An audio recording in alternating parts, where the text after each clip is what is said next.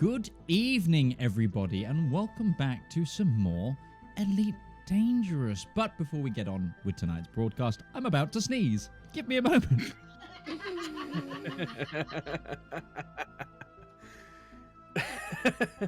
Well, that's the worst timing, everyone. Thank you, Red. Before we get on with tonight's episode, we have a few things we need to cover here at the Component Cast, which is just the ways that you can support the show. If you like the show and all the others that we put on, you can support us by either becoming one of our wonderful Twitch subs or becoming a patron. Patreon gives us the biggest slice of the pie and allows us to create more shows like this. Mikey, better than this, obviously. Oh, yeah. Yeah. We're not sure. I don't know. We're not sure. This is a bit of a sliding scale. I definitely feel like, we have a linear average. The Component Cast produces. I feel like that. Anyway, Mikey, have you got anything we need to promote today? I've got a few things, so get comfy, grab your drinks. So, for example, Midge and I, we're going to Rotterdam next month. It's exactly a month away. I will be flying over in a month to Rotterdam. Mitch is looking shocked and applauded and absolutely devastated in himself that he's forgotten this fact. But yeah, we'll be over there at TwitchCon Rotterdam. I'll be there as the Component Cast community manager. Mitch will be there as himself. So if you want to come there and you want to talk to me about maybe coming on the show or whatever like that, hey, I'm here. I'm having a great time. And of course, another thing here is that Red and Rival of RivalZoneGaming fame, two of them are here with us. We'll be going to the UK Games Expo at Birmingham UEC this weekend, the 1st and 2nd of June. So go say hello to them. They might be willing to bully you to come on the show too, maybe. And as for our shows, you can find them on all the individual podcast channels. You can find them by searching for the show's title. So if you want to find this show, for example, which is not going to be in a normal show channel, it'll be in the specials channel. Search Component Cast Specials, wherever your preferred podcasts are, which include... You can find our Dungeons & Dragons show, The Eleanor Chronicles, our Urban Jungle Show, The Cruel Nights, and our Zweihander show, The Great Schism, our Lantern show, It's Just Business, and our specials, including the Elite Dangerous RivalZone special, which we're currently playing, the Goodies for Goblins Raid Moogle special, the House of Time Midgeman special, the Podbean, Player FM, Podchaser, Listen House, Balloon Play, Apple Podcasts, Overcast Podcast, Castro, Castbox, Podfriend, Podcast Addicts, and Good Pods apps.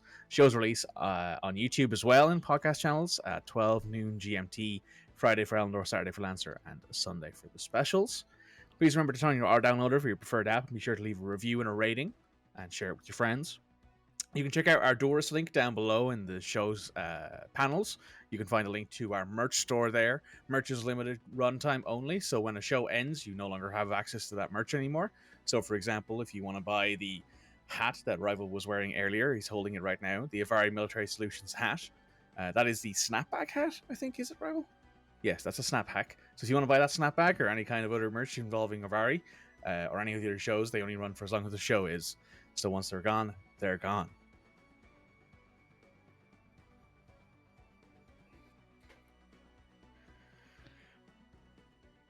Elite Dangerous.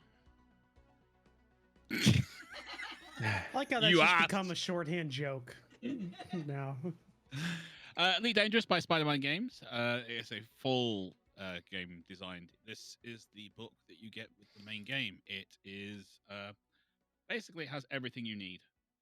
Instructions for the GM, instructions for the players. You can get all sorts of extra bits through Spider-Man Games themselves, downloadable ebooks and things like that. There's also a number of expansion guides that we can use, but you can run everything off that one book quite happily. And it's although it does have a way for the game to work through what you've got in the actual book, you can modify it to make it easier for new players and things like that, which is what we did with this. And it's worked. Kind of.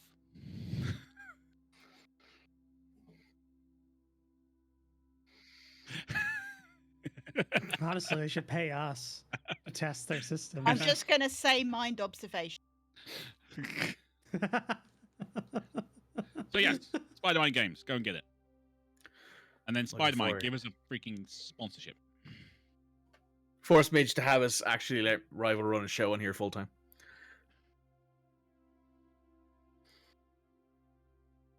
That's how you know it's a one shot. It's going for 5 sessions. Yep. I'm not allowed an intro. Okay. Brief recap. Very brief. I know. End of the last session, the crew had been on face down on the planet, got into a little scuffle with some giant freaking spiders, which the DM was very happy about, considering the fact he chose them.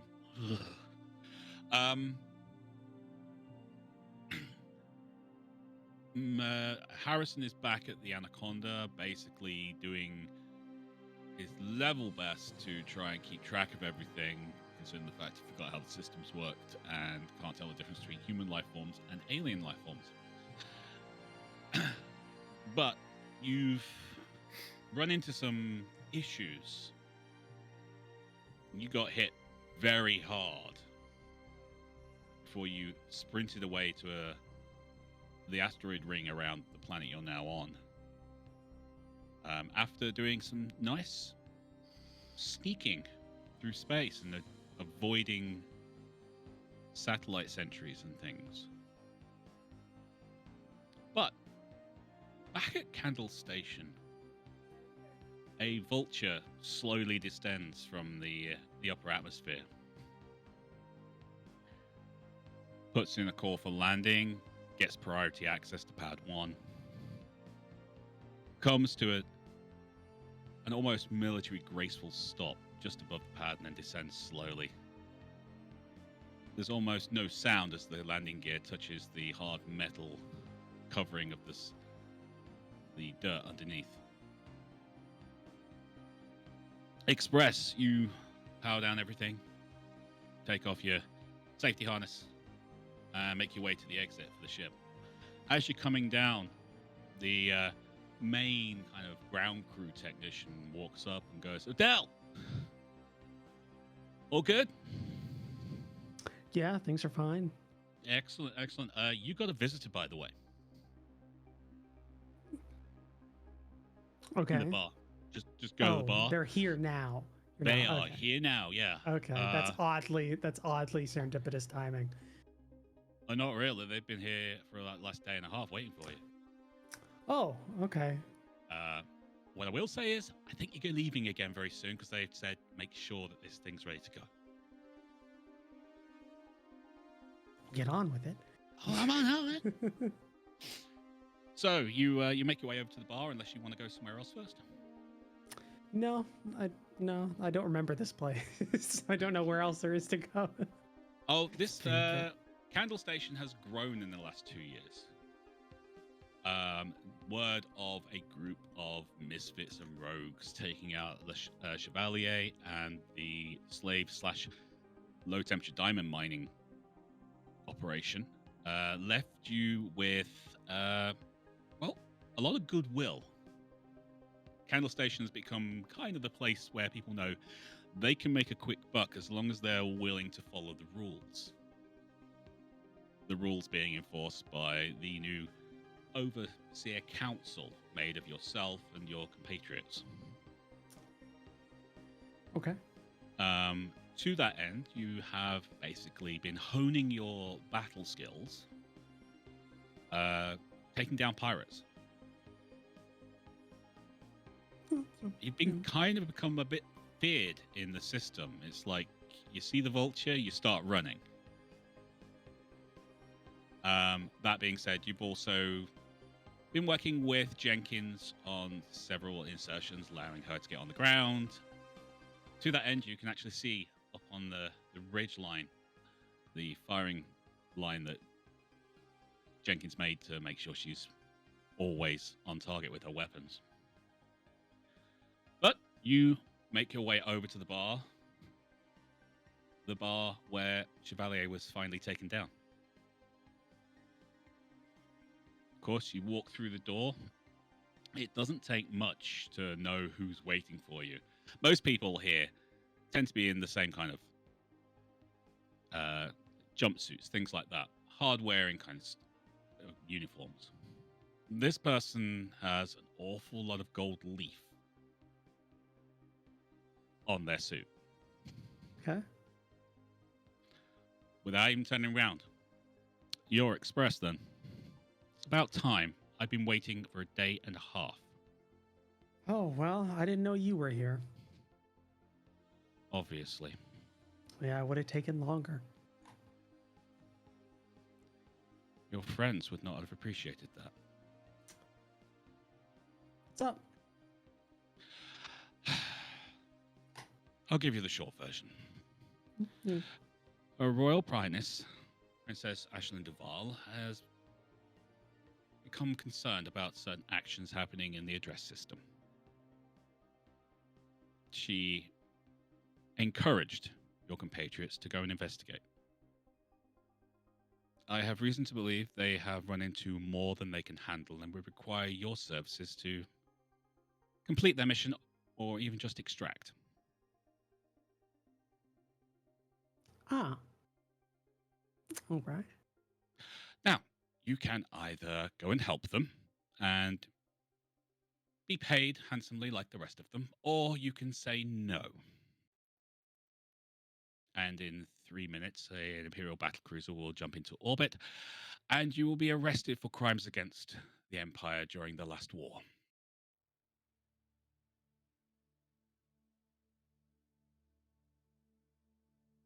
Well, see, the threat was unnecessary because when you couch it as my friends need help, it's kind of not a secondary incentive that's necessary to get 2 that. minutes 45.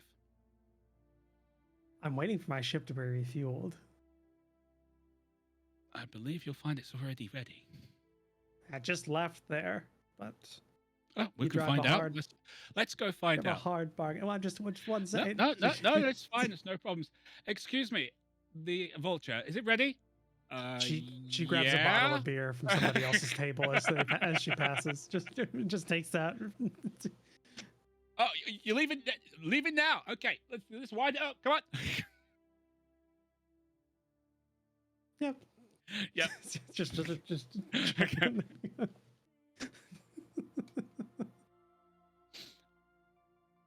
Really, I'm only really allowed really light stuff on the ship by regulations. So it's been a while.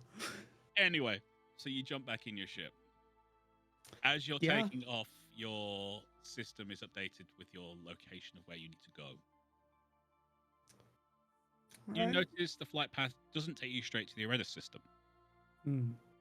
It takes you to the system adjoining the Areda system, and you have to pass by Hatchet Station in order to jump into the system.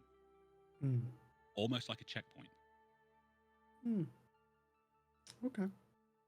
I've been given no brief other than brief? the fact that I need to go there. So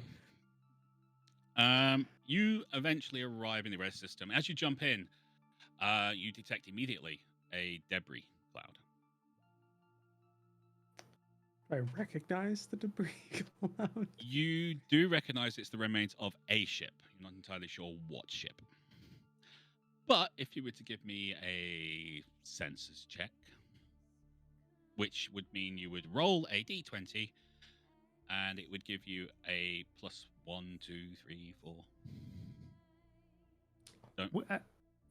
Okay. I don't know Don't which forget one to it add- is. But... Don't forget to add what?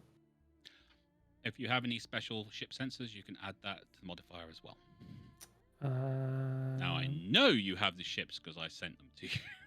I'm looking. It's a sheet that I have not familiarized myself with. It's been a while. It has been a while. +2 to general scan. Would this be a general scan? It would be a general scan. Okay. Do I add anything else other than that bonus? Okay, your character sheet. Let's. Character sheet is I've got your character there. sheet here. Your character sheet. So we would look for systems is a +4. +4. So +6 total. Yep. So 25. Okay, you recognize this. You wait Brad, for these this. dice you got me are rolling No hot. problem. It's great. Yeah, you're all really need to stop doing that, by the way. No. No. You recognize the ship almost immediately, or the ship type almost immediately, but you wait for the sensor to come back because years of combat training have taught you never trust your eyes until you've got verification. Yep. It's what remains of an anaconda, a highly modified anaconda. and it wasn't destroyed by like weapons fire. It melted from the inside out. Huh. Huh. Huh. Okay. That's not great. What it also gives you is you don't see the actual ship name. What you do see is under where the cockpit would be, where normally pilots put their call sign. You see the word Taz. Taz. It's been a bit. I haven't been keeping up on this series. Don't worry. No, he's new. Or one of my friends. He's new. Okay. Or one of my friends named Taz. Yeah. He was just one level above henchman. He actually had a name. Oh, it's like Steve, the truck driver. Yeah, exactly. It's like, you're a nameless henchman. Just lie down. Okay, that's not great. From your scan, you also notice the distinct engine trail leading away from the wreckage into the innermost parts of the system.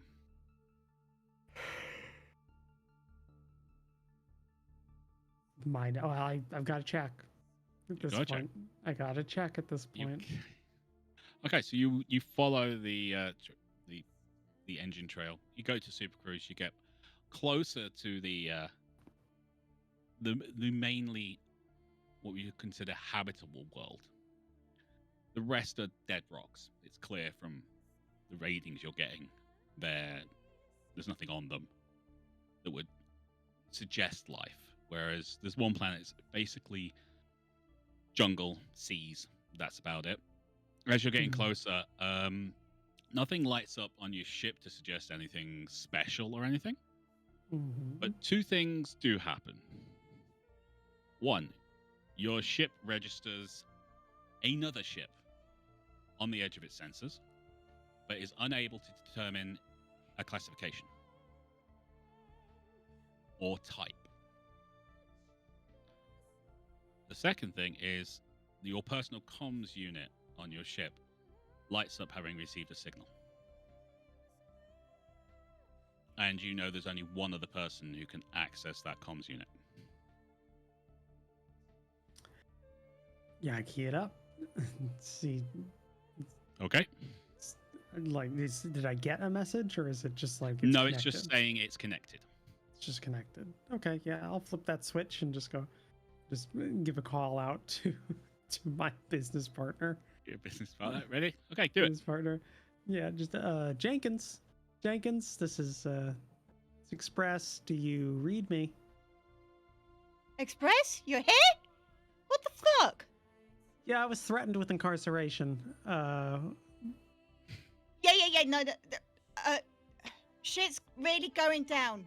Find this sneaky thief. He'll cue you in. He should be in a conda somewhere. Right. Okay. I need more context.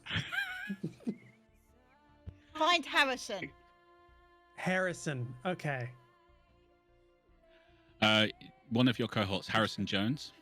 Okay. Better known as Midgeman. Midge for the invitation. You're gonna need to catch me up. It's been a bit. You're doing well. Right, Harrison. Got it.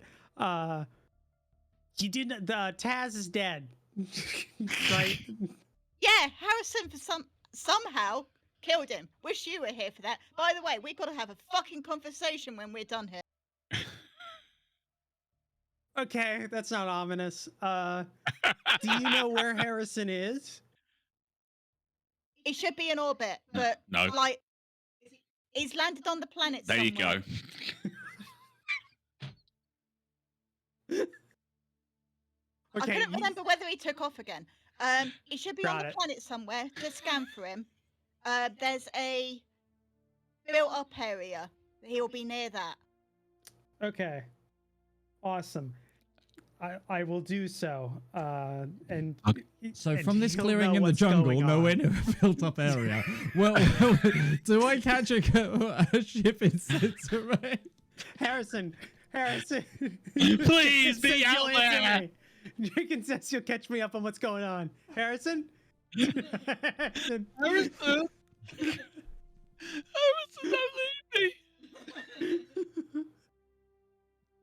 Harrison right now is dying. Harrison, if you gotta let me know if you're dead. I want to bet. Am I receiving this, GM? You are receiving that, Okay. yeah. Sorry, was over at the food processor. Yeah, everything's fine. There's these spider things everywhere, which is really weird. They're really normally infrequent in the galaxy, just because you know how much God hates spiders. But Of course. No. I digress. Onzo, Jenkins, and the pretty boy are on their way to a super secret black site to super secret that apparently Onzo has been to before when he was like black bagged and taken here. Basically, I don't know if you passed it on the way in, but there's an interstellar shipyard. They're making loads of unique ships. We think someone's didn't see that. No, okay. No, I saw Taz dead. You would be impressed that I actually managed to outfly someone. I wouldn't. Okay. I know Taz. You did? I'm so sorry for your loss. Or did I not? I'm gonna say you did. But yeah, they should be infiltrating a nearby base. If you're gonna land, careful on the way down. The wildlife here is overwhelming. Right. Okay. I'm a pilot. Same. That's why I'm not inside anymore. But yeah. Oh, that, and also there was a frigate that launched into orbit a couple of planets over near where the giant interstellar shipyard is, and it might be looking for us. So keep your eyes peeled up there. Just yeah. So Express just turns over to her radar display and double checks that blip that she saw as it ominously creeping towards her. Now. No. With narrative beat like No. timing. Although it's not moving away either. Cool. By the way, that thing was shooting rounds that were like halving our shields with every hit. Like right. Don't get hit. Oh.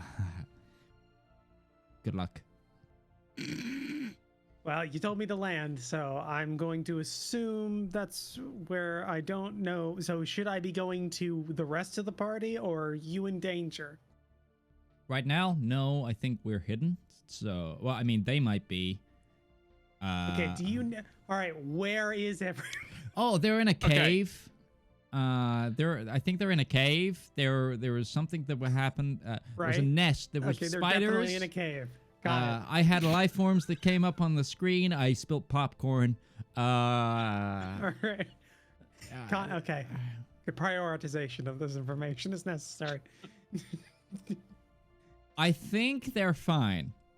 I haven't heard anything otherwise. Cool. Jenkins? Yeah. Okay.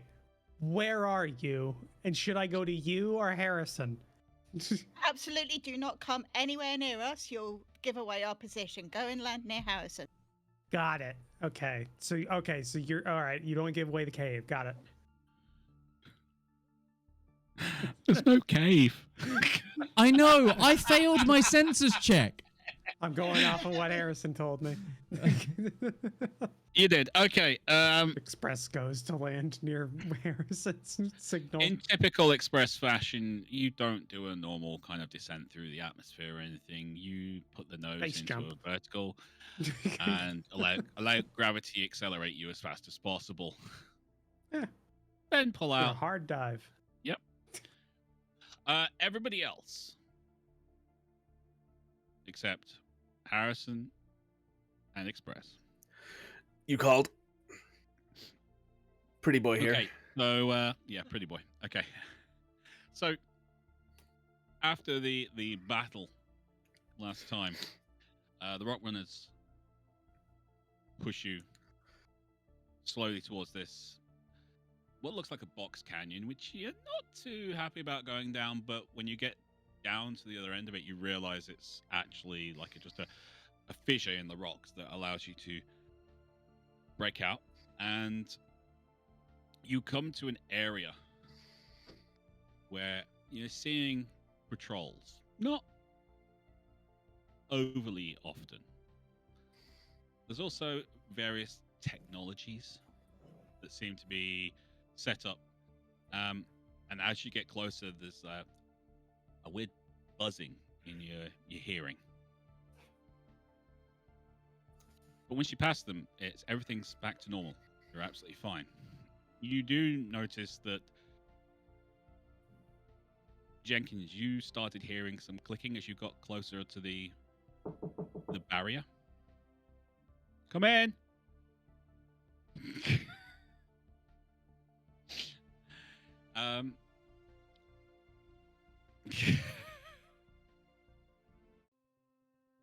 Hey, Mom. She needs to ask me a question. And she didn't say hi. Why would she? You left us.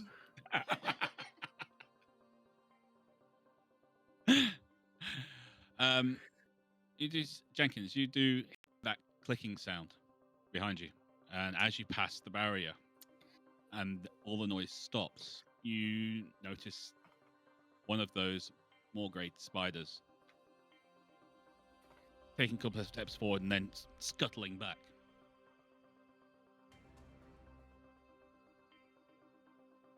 Shit, the wildlife's scared of this place. Yeah. Right. Quill, you're in the middle. Because you don't know what the fuck you're doing. Copy that. I'll take point. Onzo, you at the back. All right.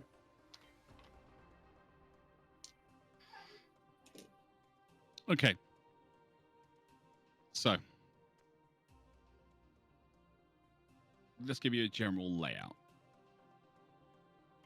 What seems to be the main base is actually built into the rock face off to your right. There's several smaller outbuildings covered by the forest, arrayed kind of off to your front left. And what looks like what someone's tried to create a road and then given up after about 20 yards because it goes to like what you would basically see as a barrier to stop people coming in and out. And then about 20 yards further on from that, it's just dense forest. Literally, the road ends. Off to your front right is where the main base looks to be. It's several smaller doors and one very large armored door. And then off to your right, leads to a highly populated Moorgrave spider lair. And given what you've just seen happen to the one that was following you, it explains all the sensor posts moving along the side there.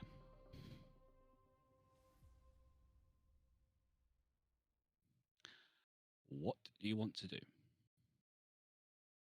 So are we beyond the sensors now, or...? You are within that sensor bubble.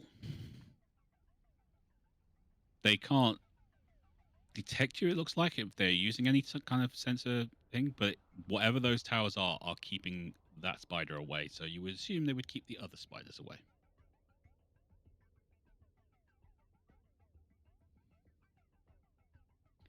And there's 2 sets of armored doors, or 3? One very large set of armored doors, and a couple of what you would consider to be normal doors, but look like they could be secured quite easily. Define very large. Get a truck in, get a ship in. You could quite easily get... Yeah, you've dealt with one before. You could quite easily get a Federal Corvette through one of these doors if you really wanted to. So like the space shuttle. Yeah. Sort of hangar. Yeah. Yeah, only not vertical, horizontal.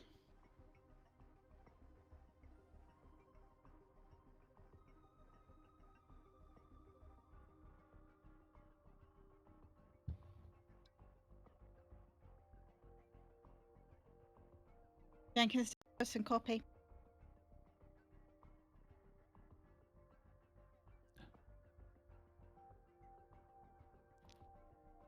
Fine, Harrison's on mute. Jenkins to express, copy.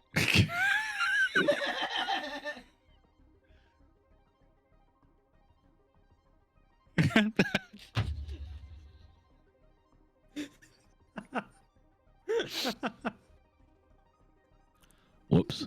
Just immediately cut to Express and Harrison just talking. He's like, yeah, no. And then they threatened me whenever I immediately landed. Yep. we all didn't have a choice. Well, except Onzo. Oh, wait, hold on a second.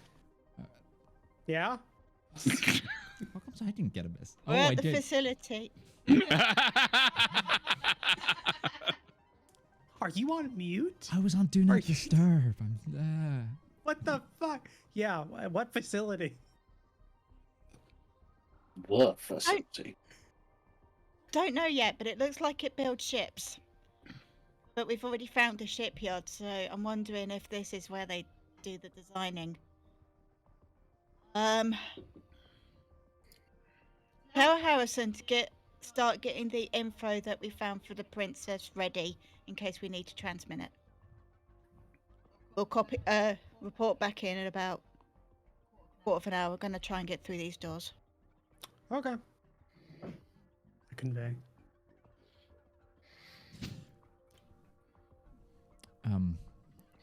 Just as an out of thingy question,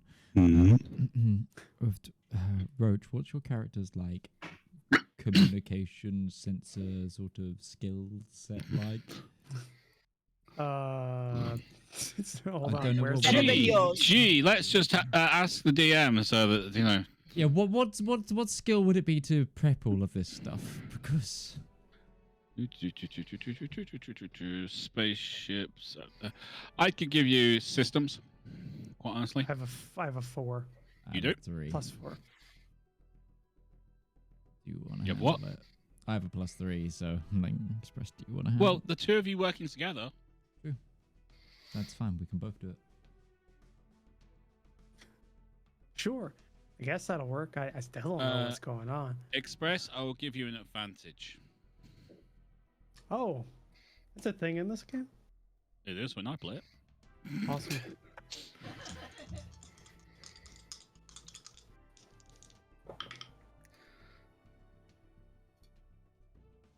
Seven.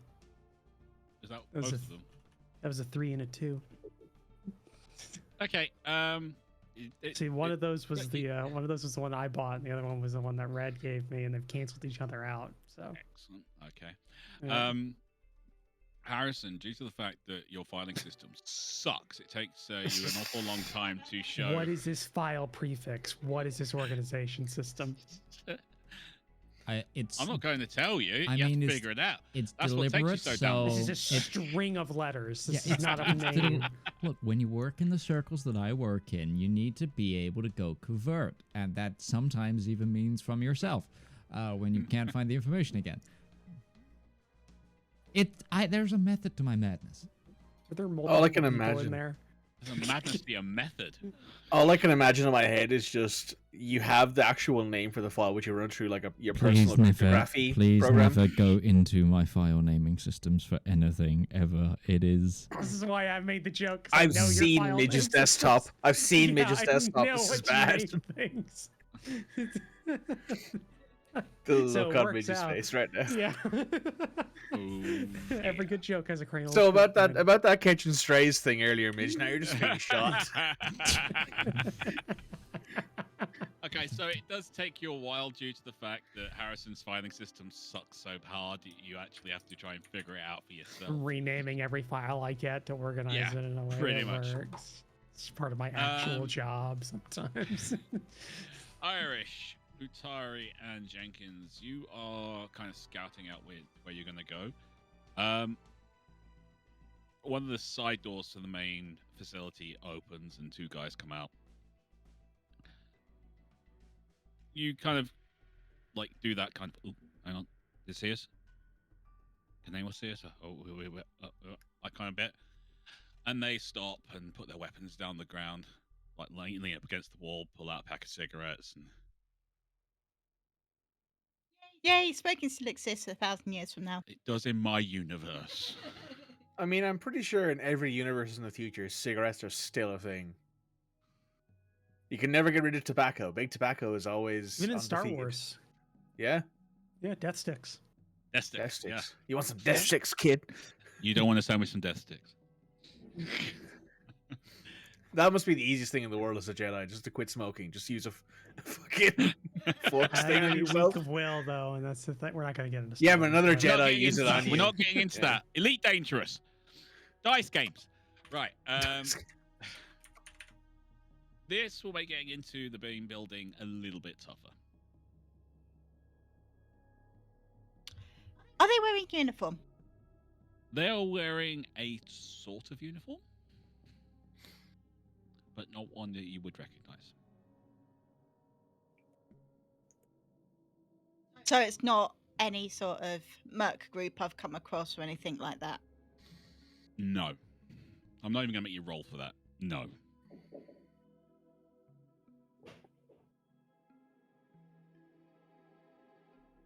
Looking through the scope of my rifle, is there anything on their uniform that stands out, like a badge or a patch or Nope. Coloration, even? No, not really. Just all in slate gray, or I suppose jungle camo for this area? There's some white highlights. There's some blue piping. And there's a few flecks of green in there. But mainly it's an off-black color. Okay. And their weapons? Are they just standard issue? Standard issue. I mean, they are two different weapons, but Nothing you couldn't pull off a shelf at any station in the known galaxy. well, you'd have to go to a pretty specific type of vendor to get these weapons, but it's not anything out of the ordinary. Yeah. So they're basically facing us right now. If you were to leave your hiding place and walk straight towards them, it's about 70 meters. They'd see you way before you got to them. There is some vehicles that are parked near the side offices that we spoke about earlier. But directly going towards them, it's open ground.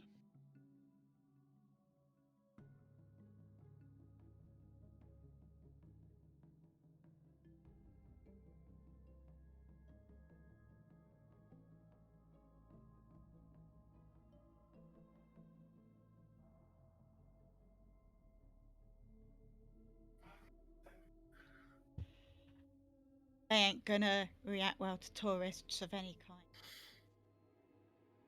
They don't expect anyone to be here who isn't them. Got some flashbangs, but they're better for enclosed spaces. Headshot each would work, but Jesus. Yeah, they're calling you. I have no idea who they're Can talking you hear to. the thunder?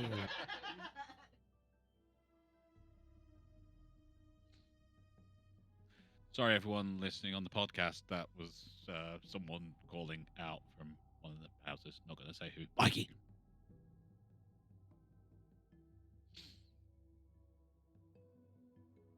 Can I buy you a rifle, Irish?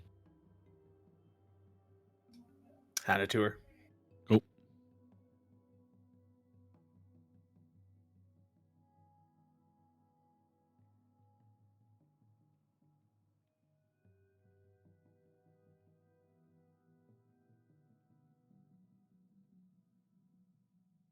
You got silencers on, Onzo.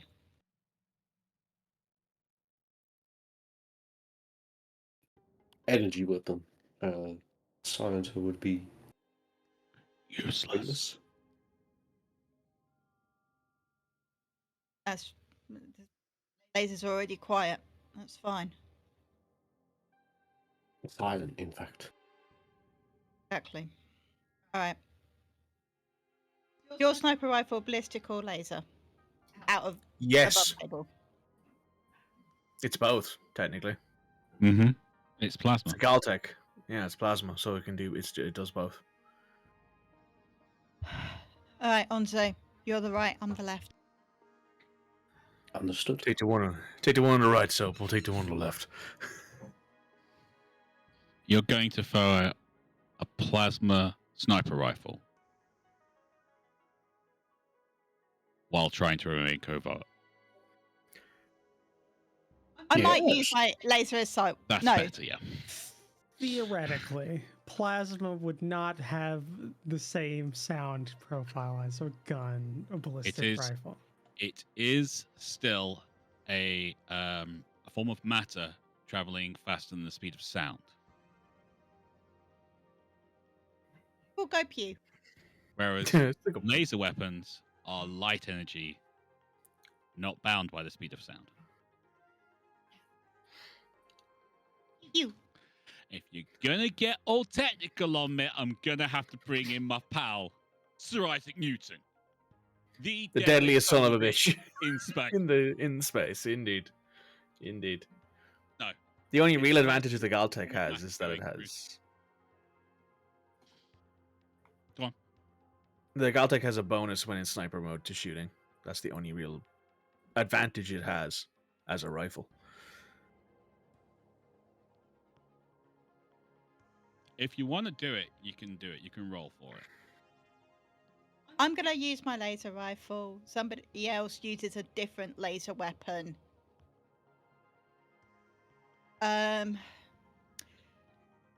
Right, Jenkins would know this. Yep. Obviously, throwing a flashbang is loud. Yes. Is there any other sort of? There isn't any gas grenades in this, is there? No, you don't have any gas grenades. And a gas grenade would be better suited to an even more confined location than a stun grenade. Yeah, it was just to distract them whilst we shoot them.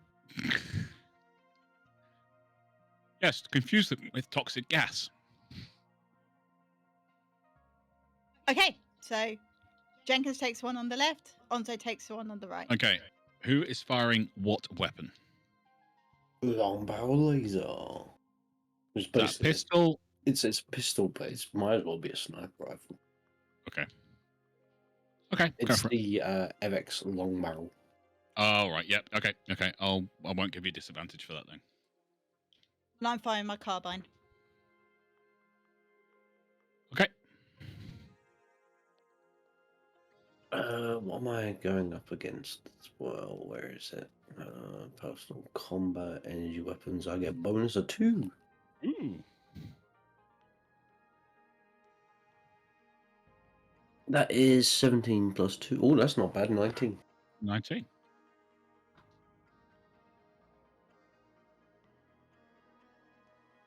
Uh, 18 plus 3, so 21. Okay, Jenkins, your shot literally goes through the guy on the left's right eye socket, burning through his skull. Utari, your shot actually, for some reason, you don't know why, but you just ended up dropping your pistol just at the last second, just by third of an inch, and you sever his spinal column. So he's still alive. But you know from experience, he's going to die from asphyxiation very soon.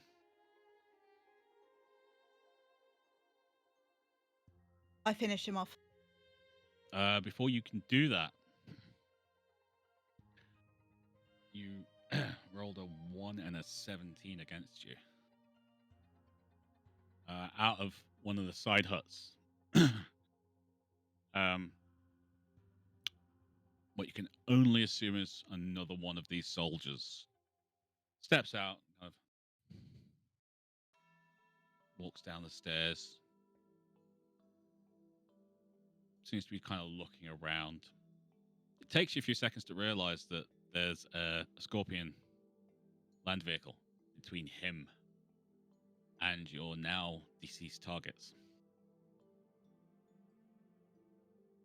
That's the only reason he can't see them.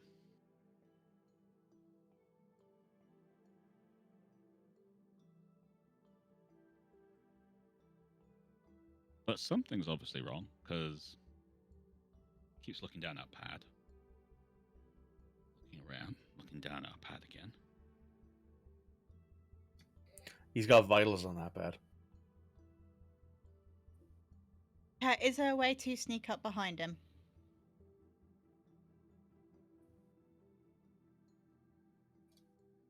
Not quickly. He's a good 20, 30 meters away.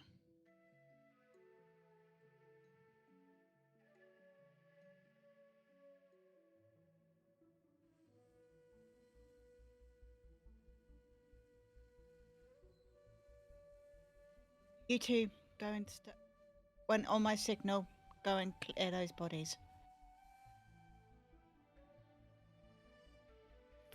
Don't have a choice. And I try and take out the other guy. Okay.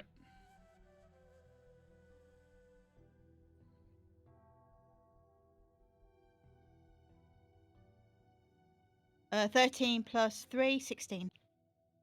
Okay, your shot hits true. Gets him smack dab in the chest. Obviously, there's some kind of body armor underneath because part of the shot actually makes him kind of fall backwards as he's falling to the ground. The door opens again. And the guy comes, well, if you found them then, or what?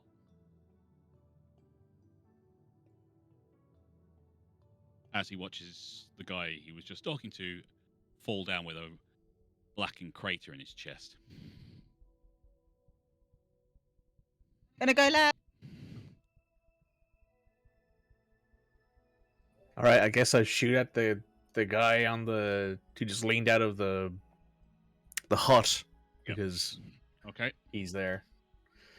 He's shocked, so he would not get a turn to react.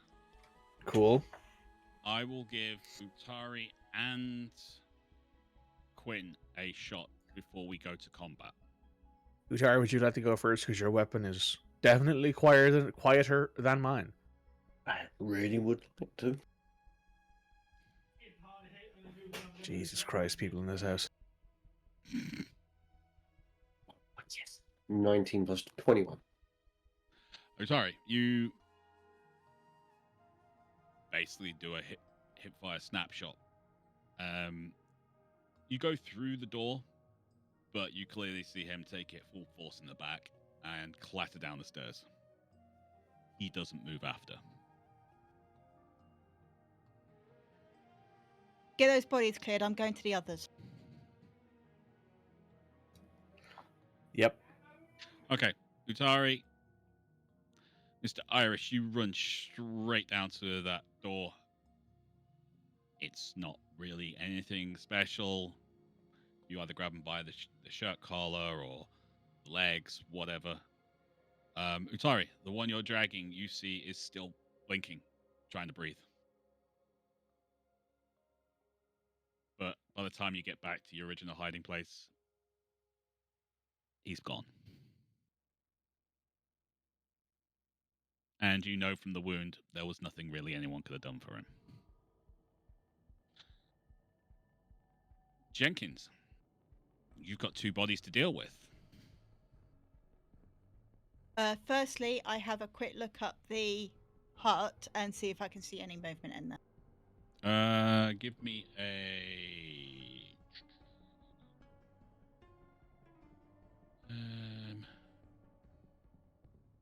give me a perception.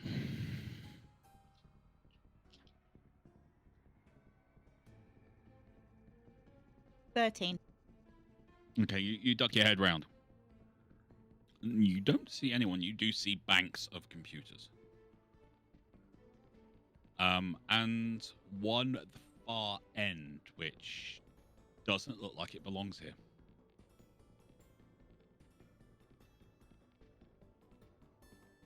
Okay. First thing I do is move like one body and then the other into the tree line. Leave them for the spiders.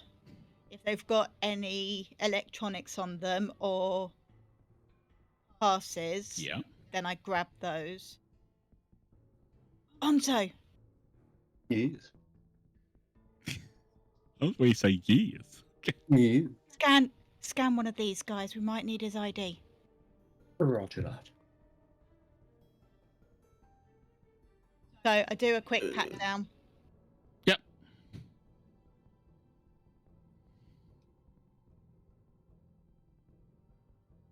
You don't find anything. I mean, you find a couple of snack bars, sidearm, things like that, but nothing that suggests high ranking. What about the pad he was looking at? The pad he was looking at was basically the local security area. It's a sector 2, basically. It ran from about 100 meters down in the tree line, back to here, up to the spider nest itself.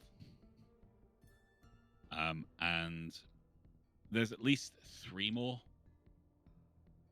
life signals with names next to them. But there's no location as to where they are.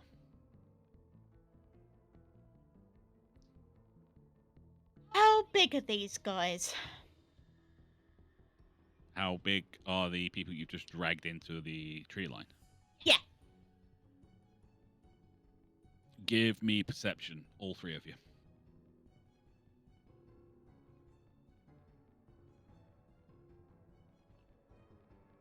17. What did we decide was a perception thing? Espionage perception. Oh, there it is.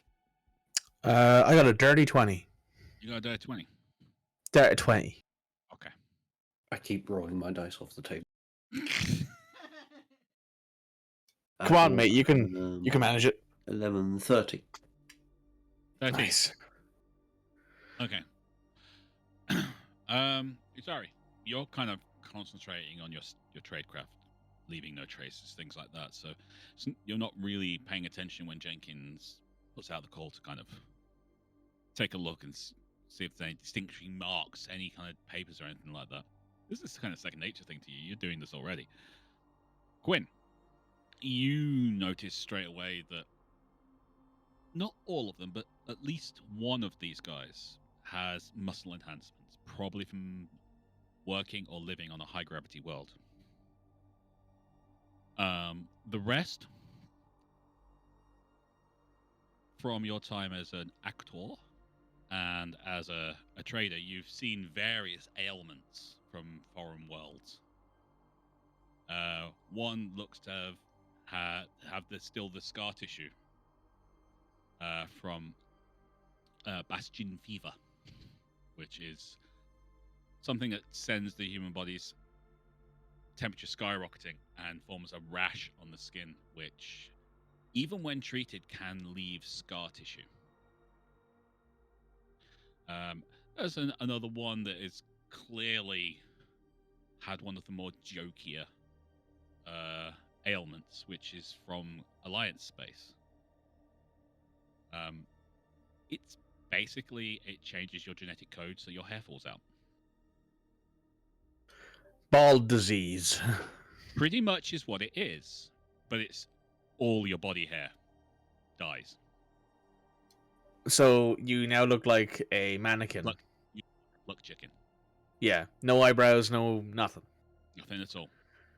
Nah, there has been follicle. some medical procedures that have been thought to bring back some kind of hair growth. But it's basically, you can always tell when someone's had the pluck chicken disease. Fair enough. So, really, there's no unifying thing that says these guys are from a particular place. Nothing special about. The only one that I note had any kind of enhancements was the one with muscle enhancers, right? And everyone else was just like disease and disease 2. Yeah, you don't spot whether it's cybernetic or genetic or drug-based enhancements. Yes. You just know no one has that kind of muscle definition without some kind of a enhancement. Someone's on the juice. In some way, shape, or form. Cool. I will let the people know. Okay, but what I was really wanting to know is, could you fit in their uniforms? They're ugly uniforms, but I think they're about to. They're kind of average height, average build most of the time. I mean, apart from one having a massive hole in its back, you could probably get away with it. This is true. Well, there's 3 of us and 4 dead ones. The muscle enhanced dude would probably need to be on the larger of you. I will leave that up to you who that one is in character. But they should fit. Yeah. Quinn's not huge. He's 6 foot 165, so he's perfectly average, more or less, for height and build, I suppose, for someone in the far future. Yep.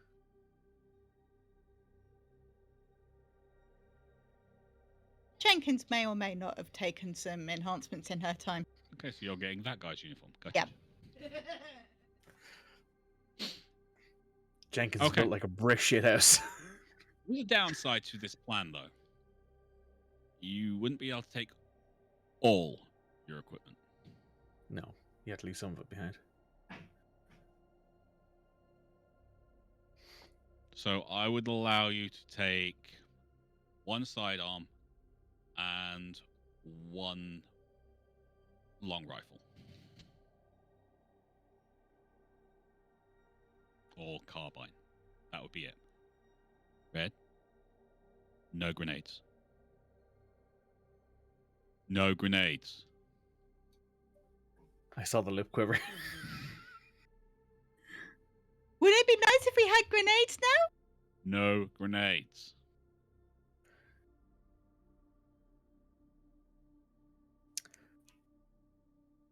All right. What do you want to do, guys? We can take these uniforms. I mean, there is an option that not all of us have to get into disguise. Yep. I'm pretty good at sweet talking my way through things, and you guys could just follow my lead. None of us should be here, though. They're going to shoot on sight if they don't recognize someone. Yeah, that's why I'm going to put the uniform on. And at the very least, I can distract people or lead people around or, do that sort of thing. None of them have any, ranks on them that you notice, right, Jenkins? Like, none of them seem to be higher ranked than anyone else. Nah. Right. Also, Onzo, there's a computer deck in that hut. One looks weird. I'm not good with that sort of shit. If you can have a look with it.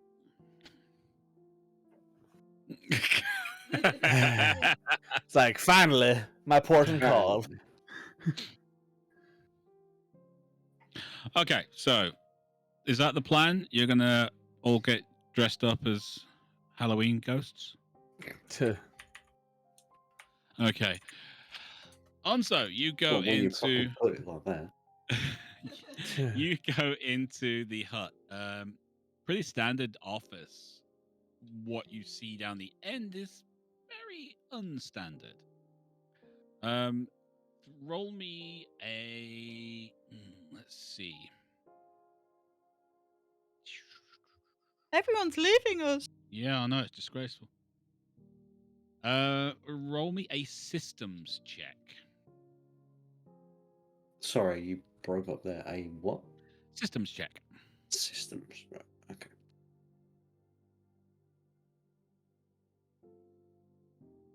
Wait, what is systems again? Vehicle skills. Oh, okay.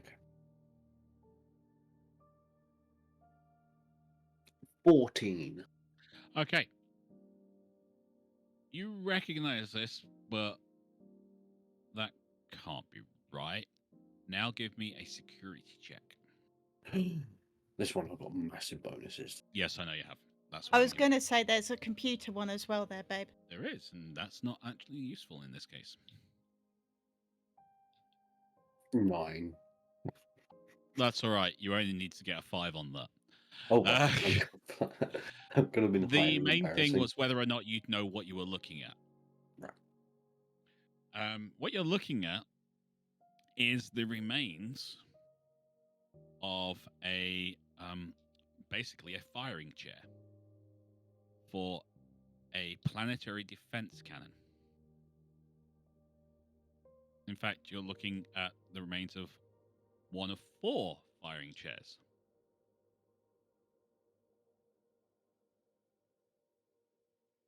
Okay. When you go back outside, you can't believe you didn't see them before.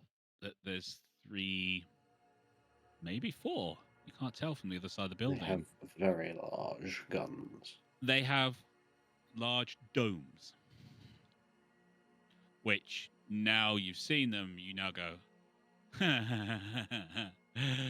planetary defense cannons.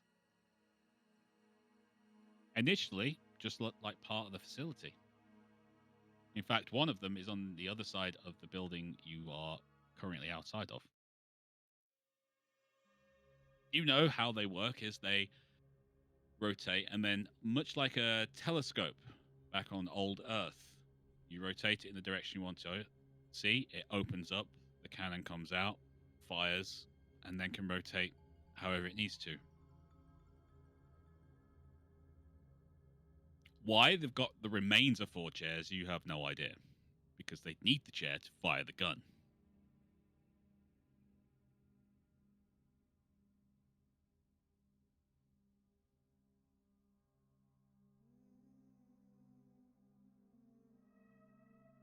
Shit's getting more suspicious. Indeed. Mr. Harrison. Could you roll? Yes, Red. Roach has had to drop. Roach has had to drop out.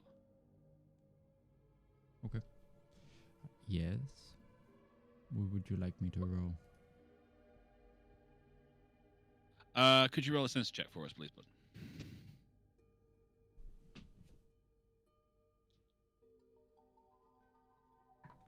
I did tell you to get your dice. No, I did. It was slightly further away than I thought it was. Oh, let's hope I've got a good modifier. I don't. Okay, you technically have Express with you. So I'll let you use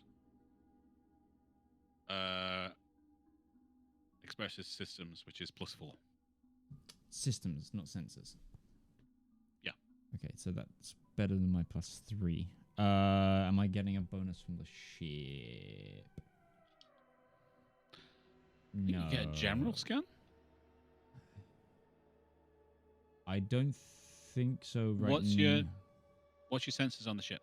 We get bonuses to initiative and dogfighting with ours.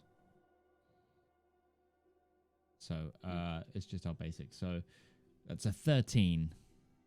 That's not bad. While you're doing your little sensor sweep, before you got trapped into the conversation of how you both got to this particular location, Express did tell you about this sensor ghost signal that they saw as they were coming down. And you kind of relayed that, yeah, that's a ship that kind of almost took us out without breathing. It appears on the sensors right at the extreme range. It seems to be moving backwards and forwards, even like it's looking for something. It's like it's searching for us. But isn't coming any closer to the planet.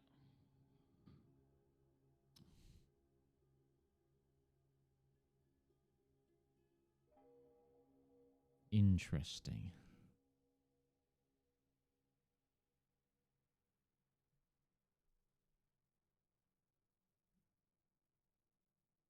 we're completely cold right now with the ship. We're not like the engines are running. If So they were to do a sensor sweep of the planet, we're just going to be the engines are down, the reactors are offline, so you should, sensor-wise, blend into the background. Visual inspection, they'd be able to see you, but they'd have to know exactly where to look.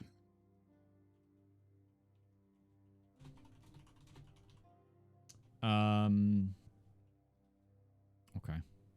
So we're not really at risk of them finding us. No. Okay. Then I think I'm just going to let the others know, if I can, that... Okay. I'm just going to send them a text message that just says, the big ship sails on the alley-alley-oh. And hope they know what that means. Because right now, it's like, I don't think we're then gonna literally be able the to text take comes back, WTF? Big gun ship in sky above us, in orbit, scanning. Proceed with caution. Okay, guys, you are now dressed in your lovely new threads, looking every bit the mall cop that you all are right now. What do you wish to do? There's orbital cannons here. I think she's talking to you there, Utari. Yeah, so they have planetary defense cannons all over the place here. But we don't know where the control systems are yet. Correct, and I don't know if these are in usable condition or not. If we find one that is, then that big bastard, that might come in handy. All right. Quill, all right. You're in this time. You and Atari are taking point. I'm not very good at lying, but I can look like a soldier.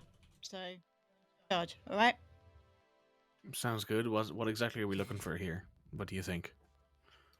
Well, we're going to go through that door. We're going to try and find whatever we can.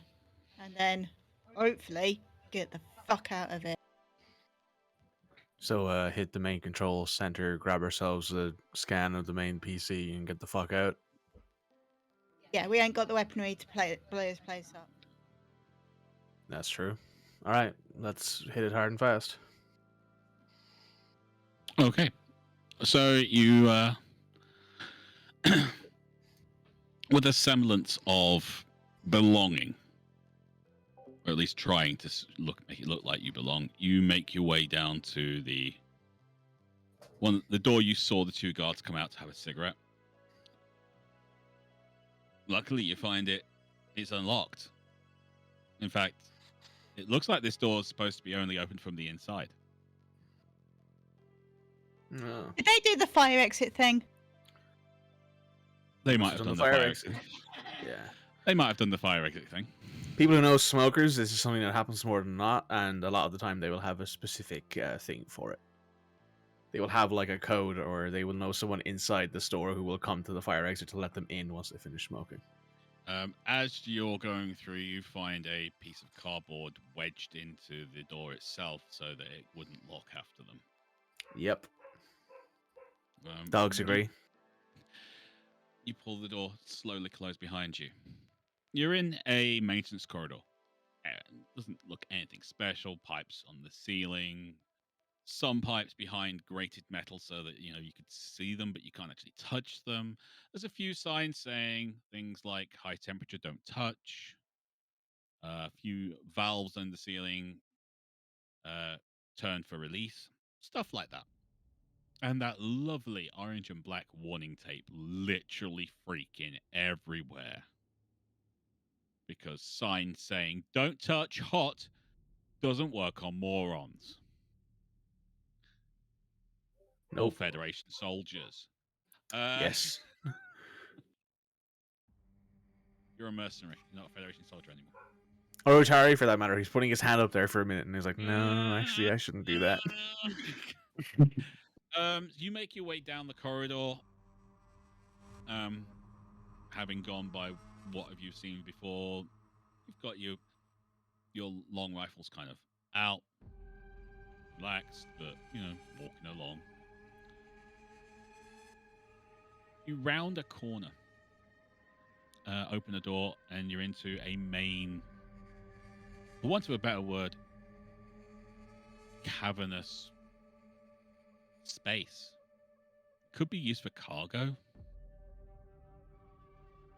There's one major viewing area overlooking the whole area, whole space itself, but it's a good 400 meters long. And it's a good couple of 100 meters wide. And there is containers of cargo all over the place. You can definitely see that they've got those wonderful, used everywhere data pads stuck to the side of each one. So you can quickly see what's in a container without actually having to open it. In this day and age, with all the hazardous materials that are being shipped around, it's best if you don't open a container to find out what's inside it. While you're getting your bearings, you see a man. A very well-dressed man being trailed by someone looking like, for want of a better word, their personal gopher. That kind of harried look, that taking 3 steps to keep up with their principal person's 1 step, despite the fact the principal person is walking at what would be considered twice walking speed. Give me a perception roll, all of you.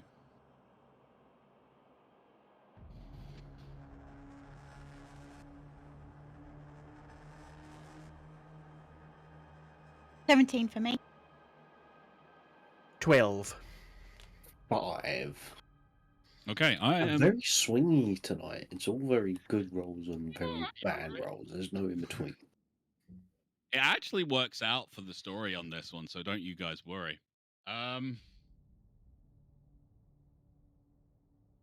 Utari? Quinn? It's not surprising you don't know who this is. It's not surprising that Jenkins does. Because the principal ship manufacturer for the Federation is Core Dynamics. And Jenkins, you know that the person who is walking with such purpose, such poise, so well dressed, is former CEO of Core Dynamics, Jupiter Davidson.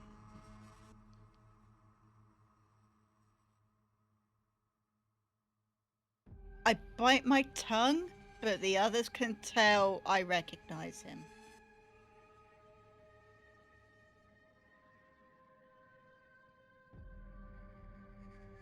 Can I hear anything that if he's talking or like giving orders to his gopher or anything like that?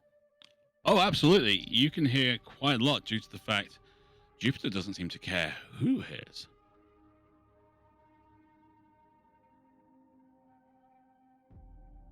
I turn on the recorder on my on like my pad or whatever, on like my arm mounted thing. Mm-hmm. Can I snap some data pictures? Can you snap some data pictures? Give me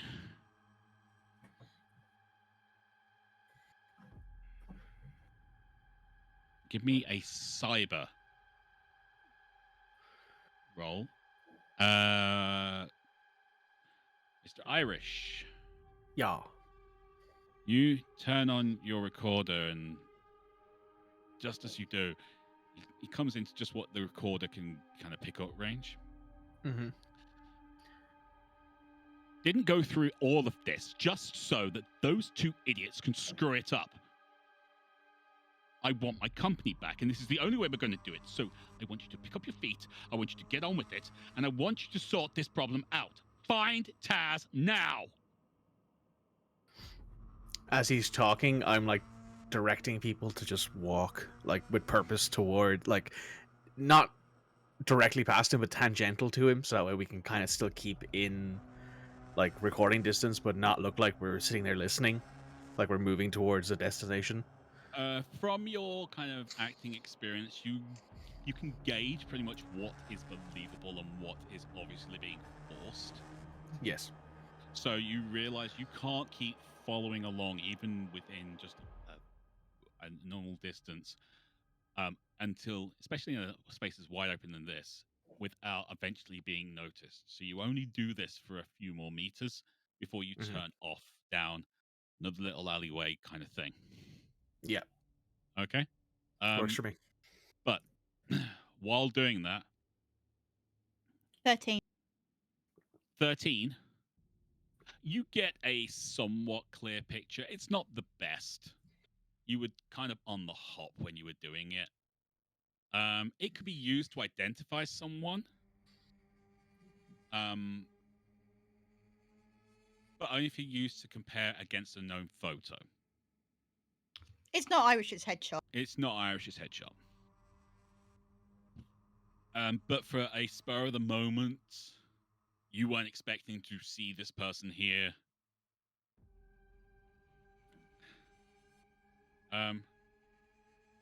Okay, so you keep following for a few more meters and you get... What do you mean he's gone? I know he's a pirate, but for crying out loud. Those two idiots are going to spoil everything. Do they have any idea what will happen to me if the Federation finds out what I'm doing here? I know what we're actually trying to accomplish, but I know what I stand to gain and what I stand to lose if it goes wrong.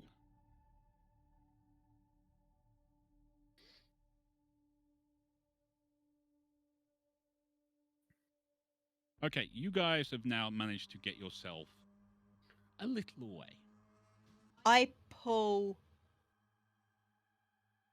Slide up to Onzo. Jupiter Davidson. Onzo gives you a look of, okay, who's that? Oh, he would know that. No. Well, no, that's the look that Onzo literally just gave you. Who's Imperial? Yeah. Back when me and Express were fed, he was CEO of Core Dynamics. His family still own that company. Oh, the ship built. Oh. Okay, now this is worrying. Yeah, it is. Who's the other idiot? If Taz was one of the idiots, who's the other idiot, I wonder?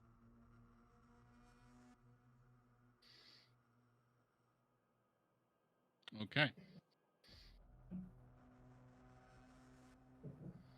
What do you want to do with this information? That's very valuable information. It is. It is very, very, very, very, very, very. Can I message Express because that is a secure channel? Yes, you can. But given the fact that this is obviously a secure facility of some description, a voice channel would probably be picked up very quickly.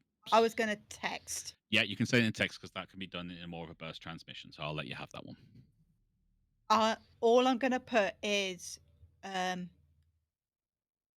Jupiter Davidson is here ranting about wanting his company back. Okay. Harrison, you and Express get that message.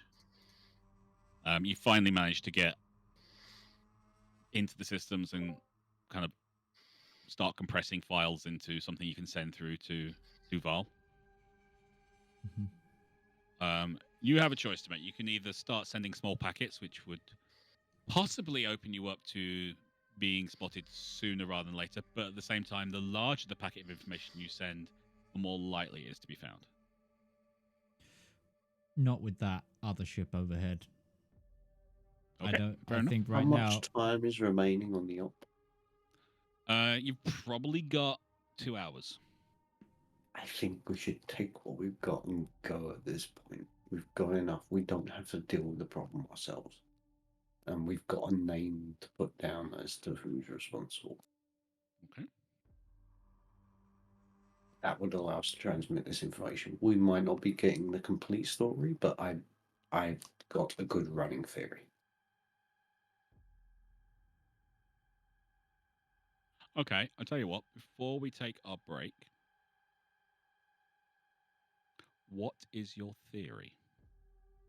My running theory being that this Jupiter is trying to engineer a conflict, which is, well, number one, it's incredibly profitable for a shipbuilding company. So clearly seeking to assist the military-industrial complex in that fashion. The missing piece is the means by which they really obtain control of the company. But let's be real here in terms of the finite amount of time we have left in this operation. Mm-hmm. Would we be able to crack that? I think that one's a bit more difficult. And what I fear is that we'll get trapped in the weeds for the sake of, you know,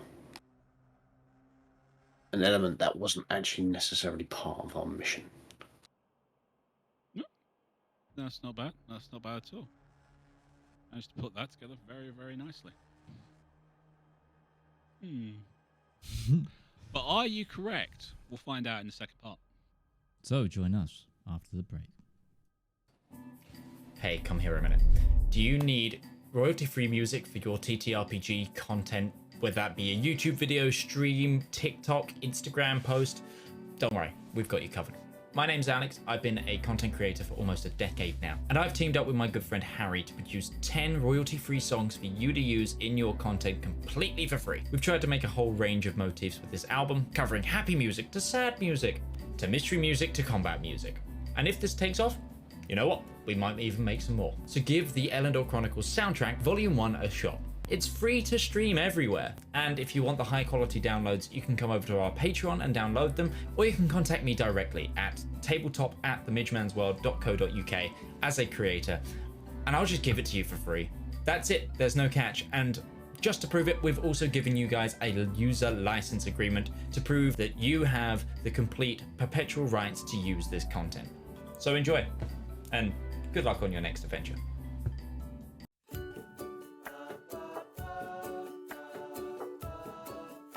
Oh, good day. I'm Martin Sanderson, and I'm the CEO of Avari Military Solutions. We here at Avari know that it doesn't take much to cause problems out on the frontier, whether that be from local pirate raids, neighboring interstellar powers, or even just an unhappy populace with unreasonable demands. Just what is a small to mid-sized regional power to do when faced with these problems? You look to Avari for your solutions. With open-ended contracts, well-trained personnel, state-of-the-art aerospace forces, and competitive rates, we stand ready to help find the right solution to your problem. So if you have a problem, why not call Avari for your solution? Our operators are waiting to take your call, and consultations are free of charge. Avari Military Solutions, a solution for your problem. Avari Military Solutions is not licensed to operate within the Kark and Grey Baronies, the Andes Corps, or any Class A combat zones. AMS is a subsidiary of Omni Radiance Holdings, a family company.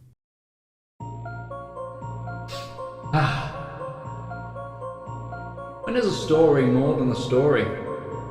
When a tale is more than words on paper? When is an ad more than the script it's written on? In the darkest and deepest annals of our own history, worlds of wonder and splendor burst through like a blister made of hope. From the brain that's rattled and riddled with madness, a radiant pustule. Writing, art, that's storytelling. That is the true lust of life.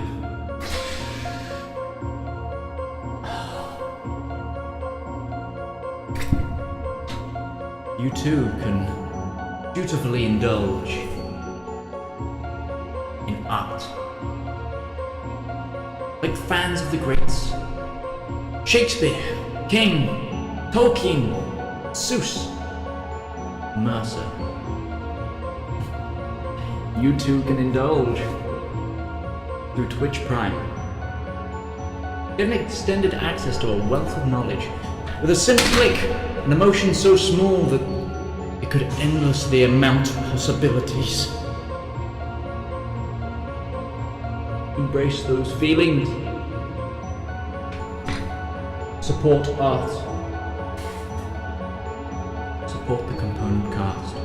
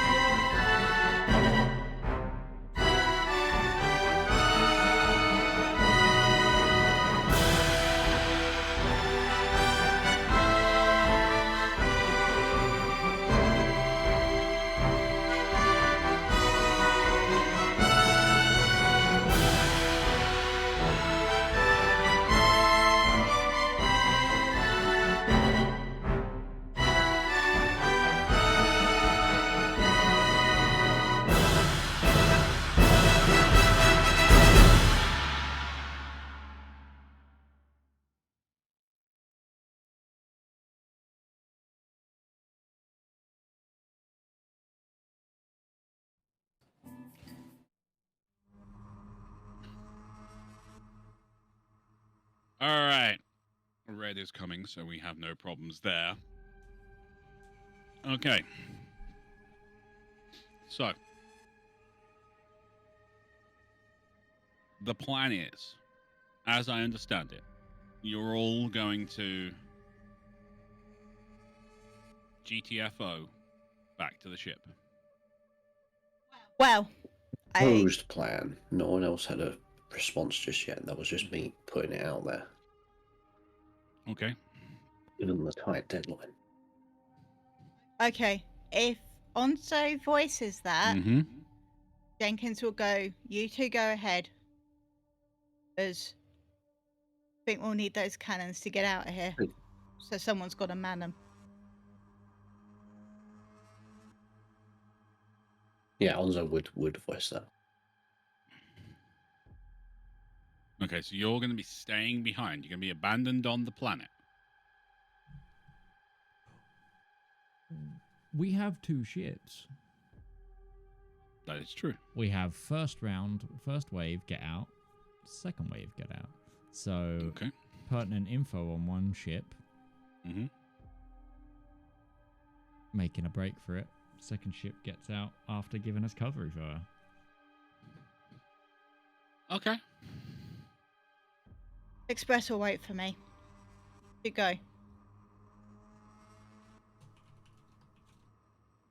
Sounds good. All right. Okay, so you guys kind of take a couple of seconds, sort out the plan. As you're agreeing, nodding, and doing the... Excuse me, I just ate a load of grapes. I know it doing well. the kind of handshakes, back slaps type thing.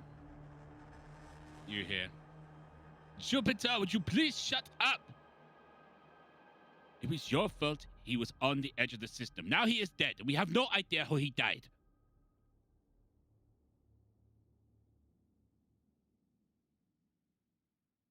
At this point, I start walking towards the command center, hoping Onzo follows me. As you round the corner, you see Jupiter still there. So see my die roll across the floor. Give me a perception roll, all of you. Jesus H. Christ, can I roll any worse? Can I roll some? Can I actually not roll as good? I'm kind of like, no, I need to stop rolling so good because I need these roll later to like talk to people, and I'm gonna roll once, and it's gonna make me all sad. It's okay. It's okay. I'm having the swingiest of dice rolls because I've just rolled a dirty 20. You rolled a dirty 20, Red. I rolled a 3. You rolled a 3. Okay, fair enough. I rolled an 18, so that's a 19 total. All right. Surprisingly, Mr. Quinn, you know who this is. Unsurprisingly, Utari, you know exactly who this is. Jupiter is standing off to the side, his underling a few steps behind, and in front of him, literally leathering into his face, is Pascal Roux, lead designer of Gutamaya.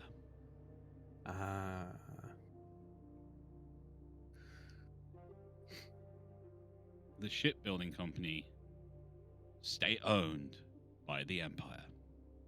Yep. I haven't turned off my recorder, by the way. Okay. So I'm still walking with that on. That's fine. The military-industrial complexes of both states want this conflict. Yeah. For profit. Democratic process? Nah. Taz is dead. What we have to understand is how his ship overheated, according to my Utari, advisors. Heather's behind you. Hey, I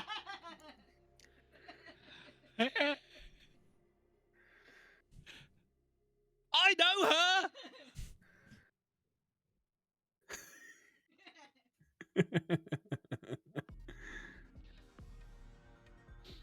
Sorry, where was I before Heather so rudely interrupted? I hear you say that. You said Gutamaya finding Thingy dead. We need to work out why. You told us he's an imp. Yeah. His ship was not shut down. It overheated through massive use of weapons. Could it be the Shadowrunners are here?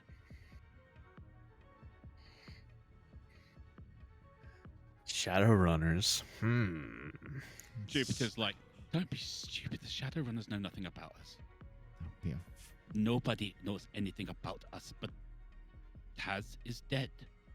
He did not shoot his weapons until he blew himself up. We have had reports of an unidentified ship scanning the shipyard. Yes, and the Nemesis took off, and the Nemesis is a prototype. Please use the correct terminology. Fine. The Nemesis prototype took off and destroyed it. No wreckage was found.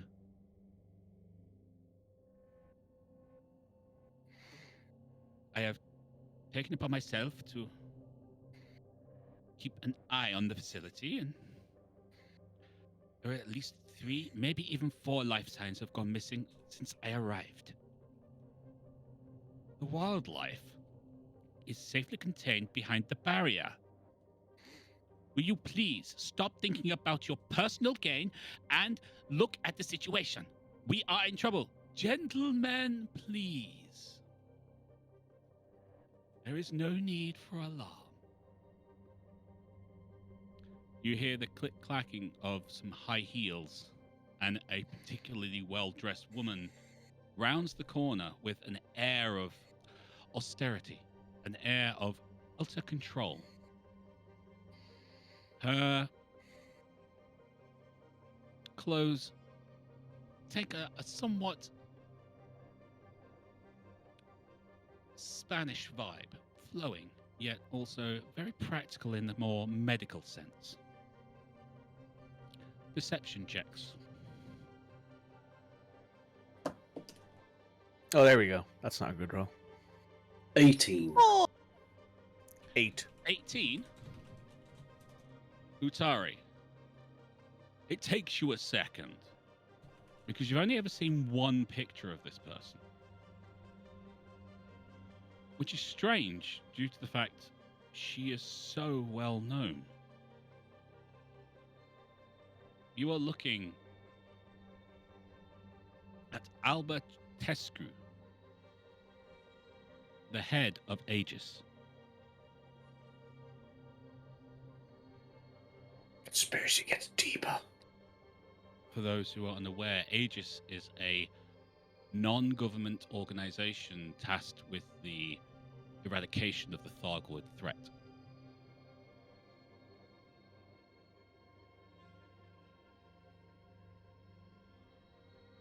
What the hell is Aegis doing here? I think we knew Aegis was here. Yeah, but like, what are they getting involved in interstate conflict for? The interstate conflict might promote more advanced ships and money, Funding. and that would mean that they could, push it towards taking out the Thargoids in the future. The prototype ship would be. Yeah. They're like, oh, we wanna have an ability to maybe use the ship and develop it to fight Thargoids, because so far the only way we can make our ships effective against Thargoids is by pushing them to the utmost limit and using not our own tech. Gentlemen, everything is fine. But the Shadowrunners are not here. I have already checked. Ryan and his rabble are on Jameson Memorial. Which means we have another set of players on the field. Isn't that right, Mr. Quinn? I'm still walking. I haven't acknowledged this fact. Or should I say Miss Jenkins? Or former Baron Onzo? Quick, everyone turns around. James Bond, shoot them. You two get the fuck out of here.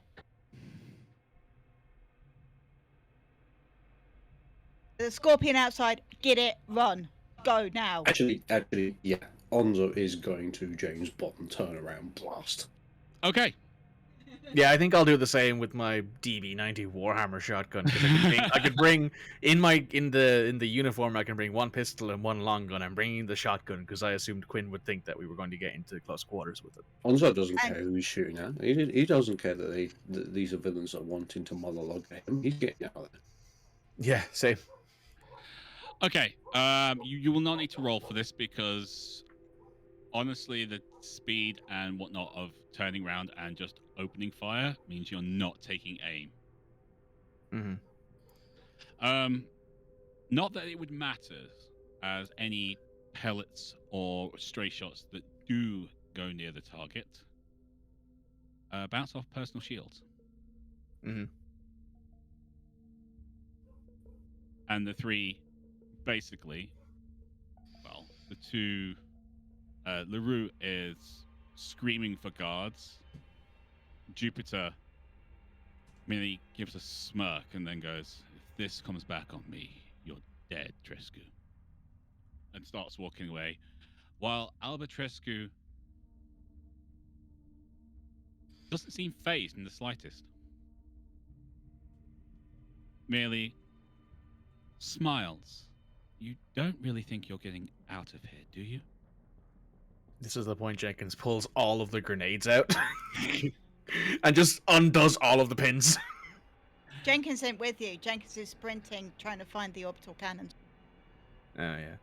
I mean, I did expect Miss Jenkins to stay and fight. It's not like a former Federation commando to leave a fight. While they're monologuing, we're already gone. They're just monologuing to empty space at this point. Where is she going? Go, go, go.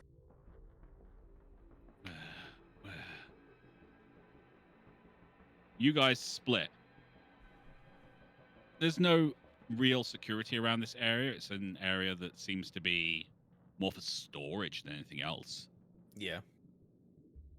And they come together again with LaRue lamenting the fact that no security has come. It's a covert facility. You don't necessarily bring an entire army when you're trying to hide. Where are they going? Well, those two seem to be running back towards the vehicles. Not them, her. Why run further into the facility? We should call the Nemesis. Why is she running into the facility? The orbital cannon network. Forget those two. We have to stop her. Gentlemen, you get outside. There's a lovely Scorpion vehicle right in front of you. Then you remember there's no road out of here. I pick up my gear because that's important. There is no road out of here, but there is a tunnel that we had to go through to get here. Yes, you did. Which was full of those spidery bastards. Yes, there was. All Jenkins' grenades are there. She couldn't take her grenades with her. She might have secreted one somewhere. Let's Just see what the drop one. DM says. I will say this. The area you are standing in is large enough for an anaconda to land in. I immediately go, Harrison, exfil landing on our position, hot. Hot lot of butter on my popcorn. Okay, I'm on my way. And then I switch to Express and go, Express, close air support on base. Cannons are currently down. Keep evasive maneuvers. And then I switch back to local connections so I can talk to Utari. He just says, "Copy." Here's what we're gonna do. You get on the turret of that, and I point at the Scorpion. And you point it at this fucking door, because it's the only way they can get out right here. If they come out after us, we're making it hell for them. You don't have to tell me twice. I then pick up and start shooting at the door. I pick up the Galtech rifle and I go up onto the little hut area, and I plot myself looking at the door as well. I plot myself scanning elsewhere. I'm making sure they're not going to come around the front or around the back. Both of you, give me perception checks. Right, good roll this time. Hell yeah. That's a 19 total. 19 total? 18 in. Excellent. Half Utari. Okay, over the next 30 seconds, a couple of people come out some of the side doors, and your shots are on target. Simply because you picked them as soon as they came through. Utari, you take the main door, which does start to open the second you start lasing up the opening of the door with basically plasma bolts. You see someone's foot get completely ripped off by one of your shots. The rest of the people seem very uninterested in coming through that gap. Don't fall on that gap. Don't fall upon your sword. Life has meaning. Mr. Harrison, could you give me a piloting check, please? Me? I already have. It's a 22. It's a 22. Excellent. Okay. You literally run through systems like that. As you're firing up the retros to get yourself off the ground, you're already putting some power into the forward engines. You lift off. You clip a couple of trees with the undercarriage, pull everything up. Then your threat board lights up like a goddamn Christmas tree. Yeah, okay. You realize you're being target locked by something from orbit.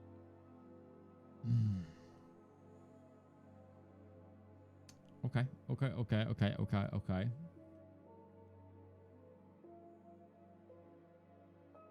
Yeah, that's not going to do anything for me. Like, chaff isn't going to do anything for me right now because these are not gimbaled or auto turrets. I'm just gonna punch it, chew in, get to the guys and dust off it, like get them up as what fast as isn't possible. Gimbaled or? I'm guessing the target lock. I'm guessing it's those big fuck off cannons again. Yeah, but you don't know what weapons they are. I'm just being honest here. You have no idea what I've built. It's true, but it's hit us a couple of times. All right, I'm just being conservative with the ammo. Don't worry about the ammo. I am, because we've already used some of it. No, okay. don't worry about the ammo. I'm telling you now. Okay, I will fire the chaff launcher to give us more defense as I make this rush. You immediately lose the target lock, although 2 plasma accelerator rounds hit both left and right of your ship. Your front end catches the updraft from the hot air coming off as these 2 massive chunks of forest are completely incinerated, and you lift it up and then drop back down as you fly through the air. Okay. You never really lose control. It's more of a hot air balloon getting picked up and then out of the cold air into the cold air, and you drop back down again. But the target lock is distinctly broken. Okay.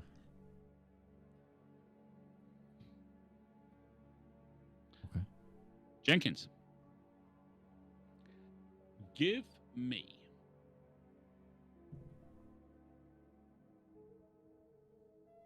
a security check. Oh boy.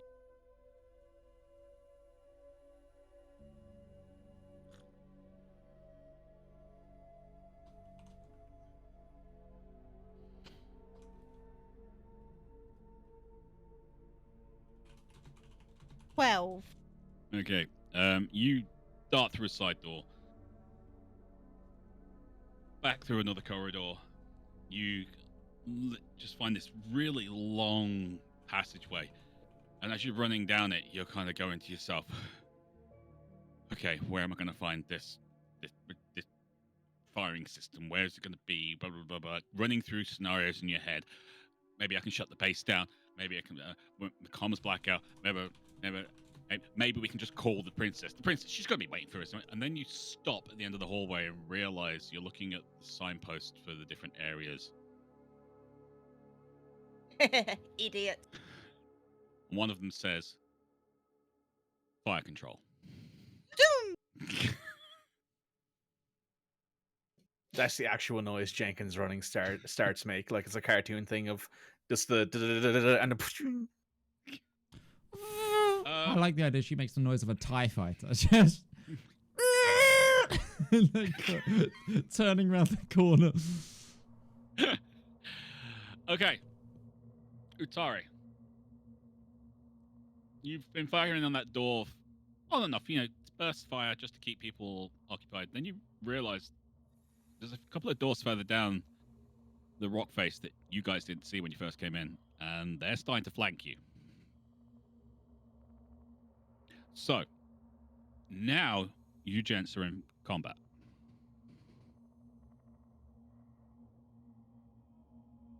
So, Okay. I'm going to say, given the fact you spotted them as they came out, as opposed to due to your perception roll, you will both get a shot on these two soldiers that are trying to move onto your flank. Q. Utari, you're first up. What am I using? Heavy weapon? You are using vehicle weapons. Vehicle weapon. Because it's a turret you're using. 16. 16. Very nice. You fire a long burst. The small problem being that they know that they're going against a heavy weapon. So they're ducking and covering and everything. You catch the guy in the right leg.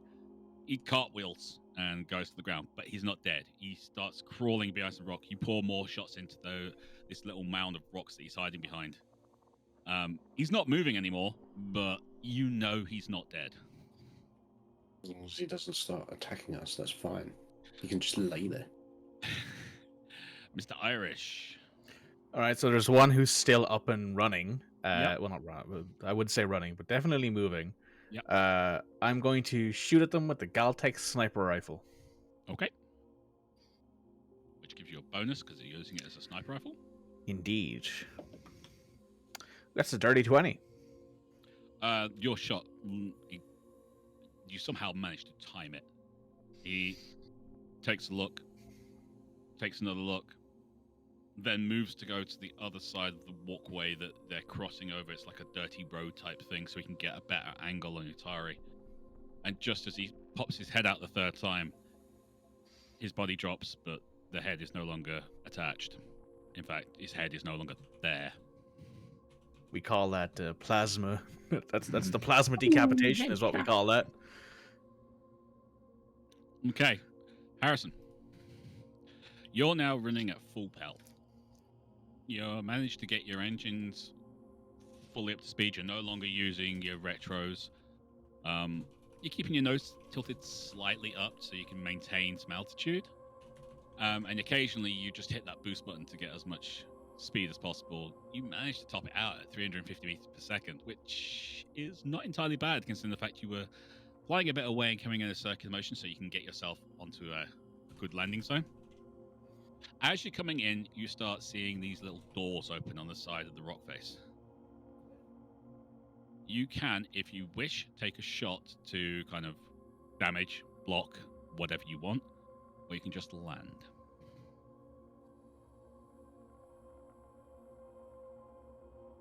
I haven't been told that there's an auto defense here that we're trying to commandeer, have I? Nope. We told Nitro, though. Sorry, we told Express. Not Express. So they would know. Okay. Express would have hopefully told you. Okay, I'm going to go with, because that's the kind of thing that we would go over. Express has told you. Okay. And Express is following you in. I'm going to the fact they are more assume maneuverable. that's that, and just try to land. Okie dokes. Give me a spaceship piloting check. It's a dirty 10. 30-10. It's not the best approach you've ever done. You are kind of flat out going for it. You went a little too fast on your approach. Mm-hmm. So when you do touch down, you slide. Yep. But due to the fact you were coming in pretty much straight, You don't slide out. You kind of just slide to a stop and stop right in front of Utari. Just as shots start raining in and bounce helplessly off your shields. Cool. Express, however, sees the situation. Combat pilot. Instead of just coming in, turns off the Newtonian physics compensation unit, slides perpendicular to the thing, and opens up with both of their large burst laser cannons above the doors, basically blasting all the rocks and everything, meaning they're not coming from that way at all. Jenkins, you sprint down the corridor for about 30 meters and come to a dead stop in front of a very heavy door.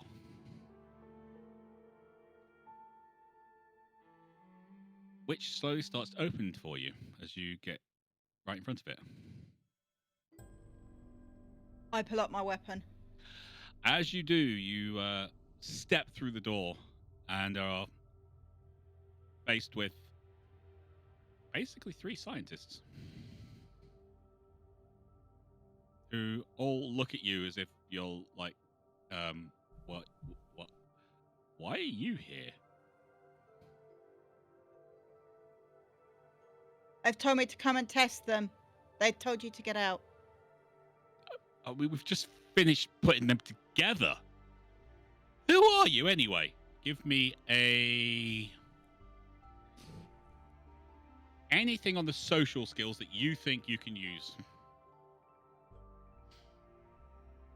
If you can give me a reason, I will let you use it. They are all 10, so I'm just going to go with bluff. You're going to go with bluff. Okay, what are you going to say? They've told me to come and test the guns. They need someone who can actually operate them. Is that what the alarms are for? Give me a roll.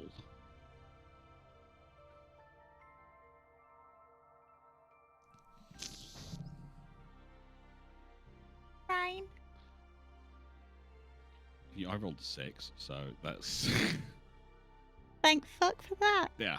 You should check your karma stuff as well. No, it's fine. I rolled a 6. You rolled a 9.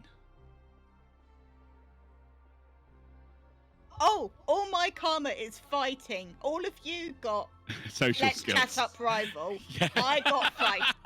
I did not. I got escape death. I know You how this decided to goes. be the person doing the fighting, Red. This is your decision. Look, I'm the Red one gets who all the social skills after the stream, okay? Yeah, IRL, you get all the social skills with Rival. Right, okay. So basically, it's like, well, I wish they'd told us. I mean, it's literally only just powering up. Well, you can stay and watch if you want, but they said to tell you to go and have a break because, I mean, as I heard, you've been working on this for days?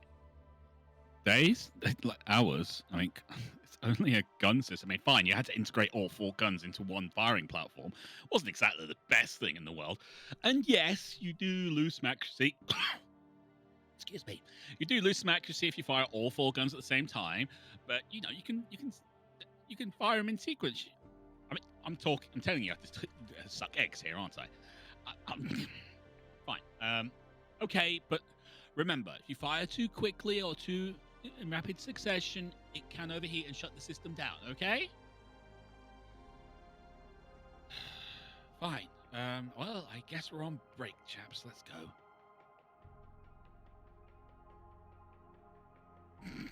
Zoom. Nyum. All right.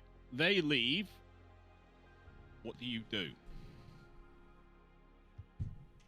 I head Push towards that the chair. button. Well, I head towards a chair and see if I can figure out how the. So, is there like a chain shot or a one big shot button? I'm looking for that, and I'm looking for the fire button, and I'm looking how to aim. Okay, it is basically a chair that you sit in. Once you sit in, it rotates backwards, so you're facing up into the air. The screen then changes in front of you to show what looks like a targeting scope in front of you, and 4 lines each side, 4 white lines. So 2 one side, 2 the other.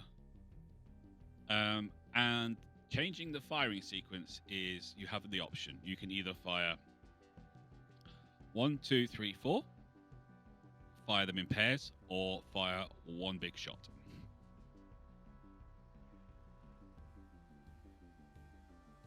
I go for pairs. You go for pairs. Okay. No problem. You bring on the targeting system, and the only target is currently out of range. And designated friendly.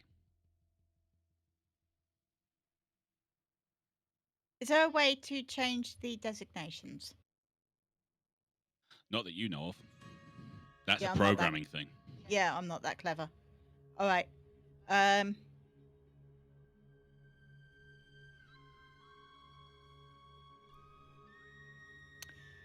I voice message Utari. Okay. I'm at the cannons.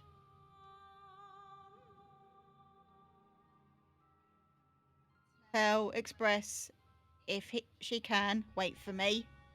Otherwise, get the hell out of here. I'll cover you. Understood. All right. So, Irish, Utari, you get on board the ship. Yeah. You immediately jump in the cannon, the firing chairs, I'm assuming?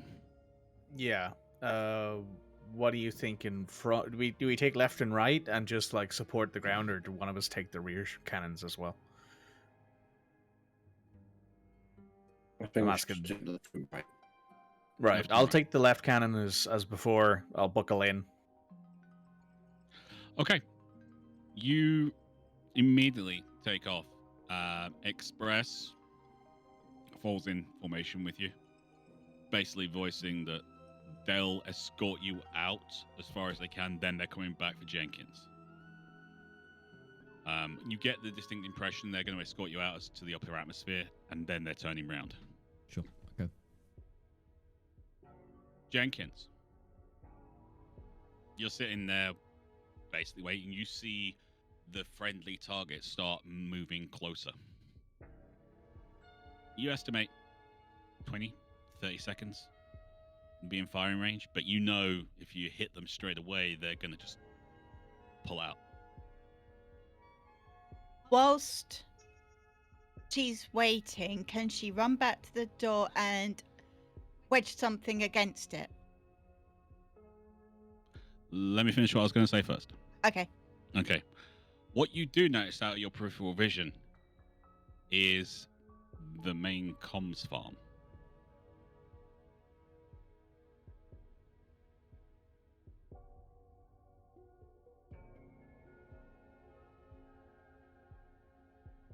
It.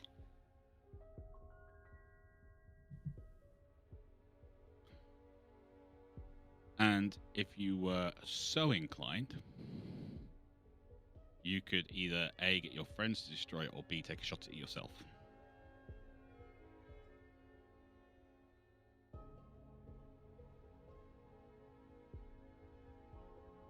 Why not both? Harrison, starboard. Comms, try and destroy it. I'll take a shot too. Who's on my starboard? Which one do I use on my That starboard? would be Otari. Okay. Relay that message. All right. It's a stationary target, so there's no bonuses or anything like that. Simply because, one, Jenkins, you're firing at a target your guns are not decided to fire at, and Utari, you are moving. So a simple D20 roll. A simple D20 roll. I need you to hit a 16 or higher. Oh, 15.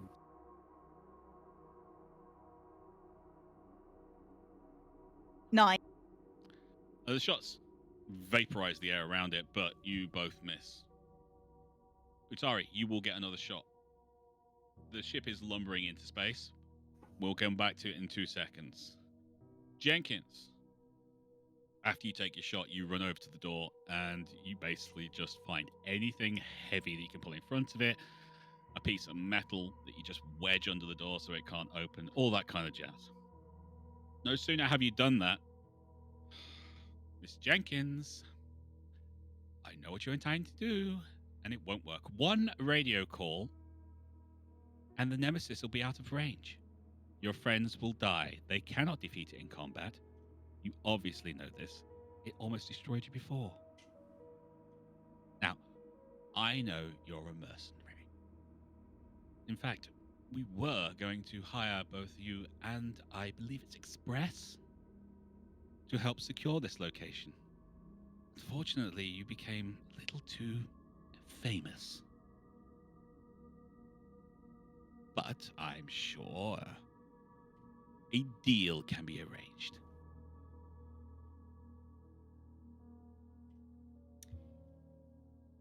You know what?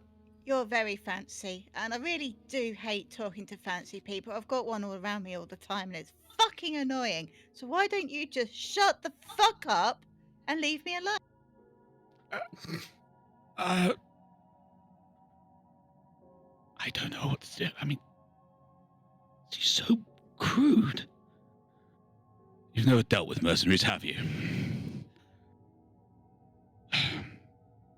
Jenkins, Jupiter here. Name your price.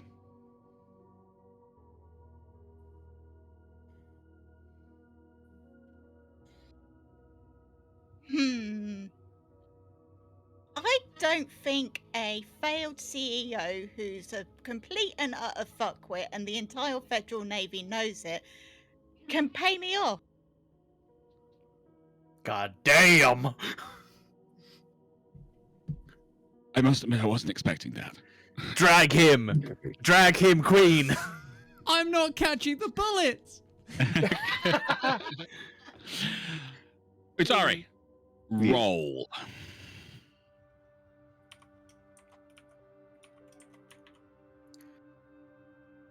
I'm guessing that's a hit. 20. Natural 20. You Beautiful. You miss the first shot and you're like,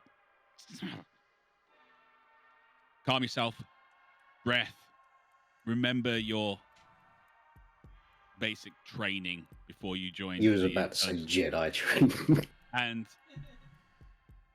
wait for the shot to kind of clear up and then fire. The entire comm area suddenly just goes up. Jenkins, as you're getting back into your seat, you see the comm farm just obliterate. And you hear from the other side of the door,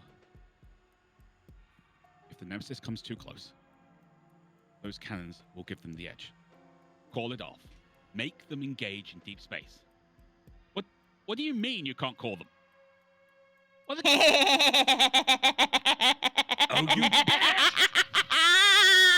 Fuck you and fuck off!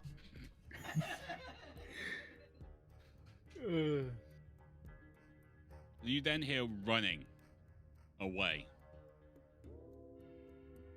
Okay. We're now in combat. Jenkins' position is secure. You have various decisions to now make. Number one, there is a fight coming you cannot avoid against an enemy I built to beat you.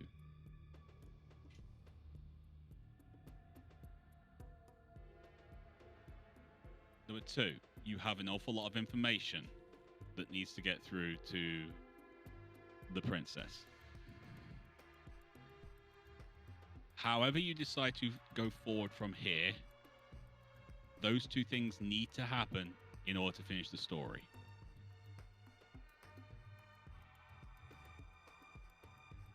I leave the rest up to you. I mean, if it's an unavoidable combat, let's have it on a field of our advantage. Yep. there's no way that we are outrunning and outgunning a ship that is entirely designed to trump this kind of ship without the support of, you know, planetary assault guns. So let's be on the correct side of Omaha Beach. Okay. Wait, no. The side with the machine guns is what you're talking about. No, I meant the one with the ships. Like the big ship guns, because the other one means we're Nazis. Let's not do that. That's a bad time. Exactly. Because fuck fascism. Am I right? Anyway, yeah, sure. I'm gonna go straight into a base of action as soon as like we're in anywhere within range of this freaking ship. And I'm 100%, guys. I am focusing on flying. I will not be unless there is. I desperately am the one that needs to take a shot. I think Utari and Mike, I think it's better if you guys focus the shooting. You're gonna need to make sure the ship doesn't end up behind us then, because there's no one who can man the guns behind. Exactly. So. Given what I explained to you about the guns before, the rear-facing guns will be allowed to be fired. I'll just choose who's firing them. Yep. Okay. All right.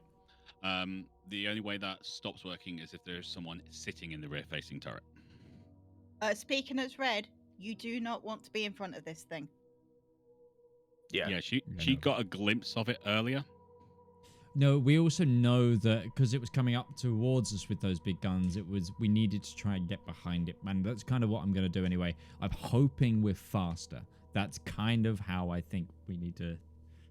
Well, first of all, even a condo, you should be faster. Maybe try and go underneath and then get up behind. My plan is to try and keep on its side, the opposite side to the planet. So essentially, we're attacking one side, the planetary gun is the other. Basically, because I also don't want to mess up the shot. I really love the way you guys are actually kind of strategizing here. It's absolutely really cool. Weirdly, because these are the conversations I had in my head building this thing. Yeah. We'll see. So I will say one thing for the Tuesday crew. Usually, we're quite good at tactics. Usually, we're quite well coordinated. It's the rolls that let us down. Hey, listen, that final fight in Sleeping Giants was fucking amazing. It really was. We figured that shit out. Even though the biggest thing that happened that entire fight was probably getting that crit for Rivalon shooting the fucking dragon out of the sky. But still, the strategy was sound and we fucked around and they found out. And yeah, and I still fucked up some of the rolls if I remember correctly. So okay. We are now in combat. Cool. We are now in combat. So, the Nemesis, as we are designating this ship for this particular bit of time, gets the first attack roll. And before we go any further, I just want to say, guys, I'm sorry. That's a lie.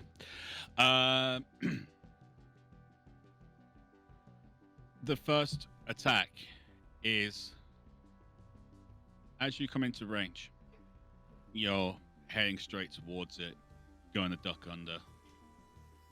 You're doing like movements left, right, and you get the first glimpse of the ship properly, along with its deployed weapons. Your original speculations are correct. It looks like an amalgamation of an Anaconda, an Imperial cutter, and a Federal corvette. It's got weird lines that seem to match up, but strange. Utari, as you're coming in, you get I don't know, a weird feeling you've seen something like this before. Some schematics when you were working for the Imperials. Things that, it's just a feeling you can't shake. So I will let you go for the sensor check and you can get advantage by anyone else helping you.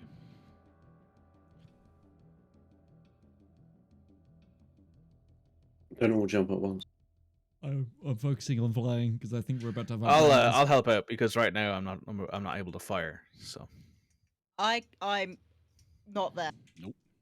You're otherwise occupied. I feel like I'm about to be a journalist in Hot Fuzz. 7. Yeah, let's make sure our advantage kicks in there. Yeah. Yep. That's much better. 15. 15. Okay. Don't forget to check any of your karma abilities in case they affect this. Yeah, if any time to use your karma points, this is it. Okay, so I will say that Midge and Utari don't remember what their karma things were because they Should be on there. picked. I No, know what they mine is. picked them. We did the other ones, and then they picked their karma abilities. So I do have them. There you go. They're Oh. written on the sheet, Yeah. Nice. but the sheet is corrupted on the second page. All right. I'll show you what it looks like. That's all right. I trust you. I believe you. I have. I one will and give it you guys uses a little bit extra benefit. Okay. I'm trying to decipher what all of these were. Guys, here's what you're facing. This ship has 2 XL Packhound missile launching systems,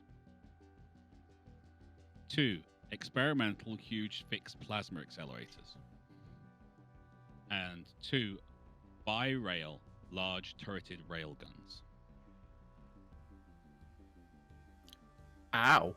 It also seems to have on the surface of the ship, in the what you would consider the utility slots, what looks like a modified frame shift interdictor. Okay. However, it's powered on. And Harrison, you notice as you get within 10 kilometers of the target, your frameshift drive shuts down. Oh. You can't jump out of here when you're that close to it, it seems. Oh no! We just got that pop-up of save the game now. You will not be able to progress past this point. Yeah. This is go back and do any side quests you need to do, or else you're fucked, gamer. Yeah. Oh boy.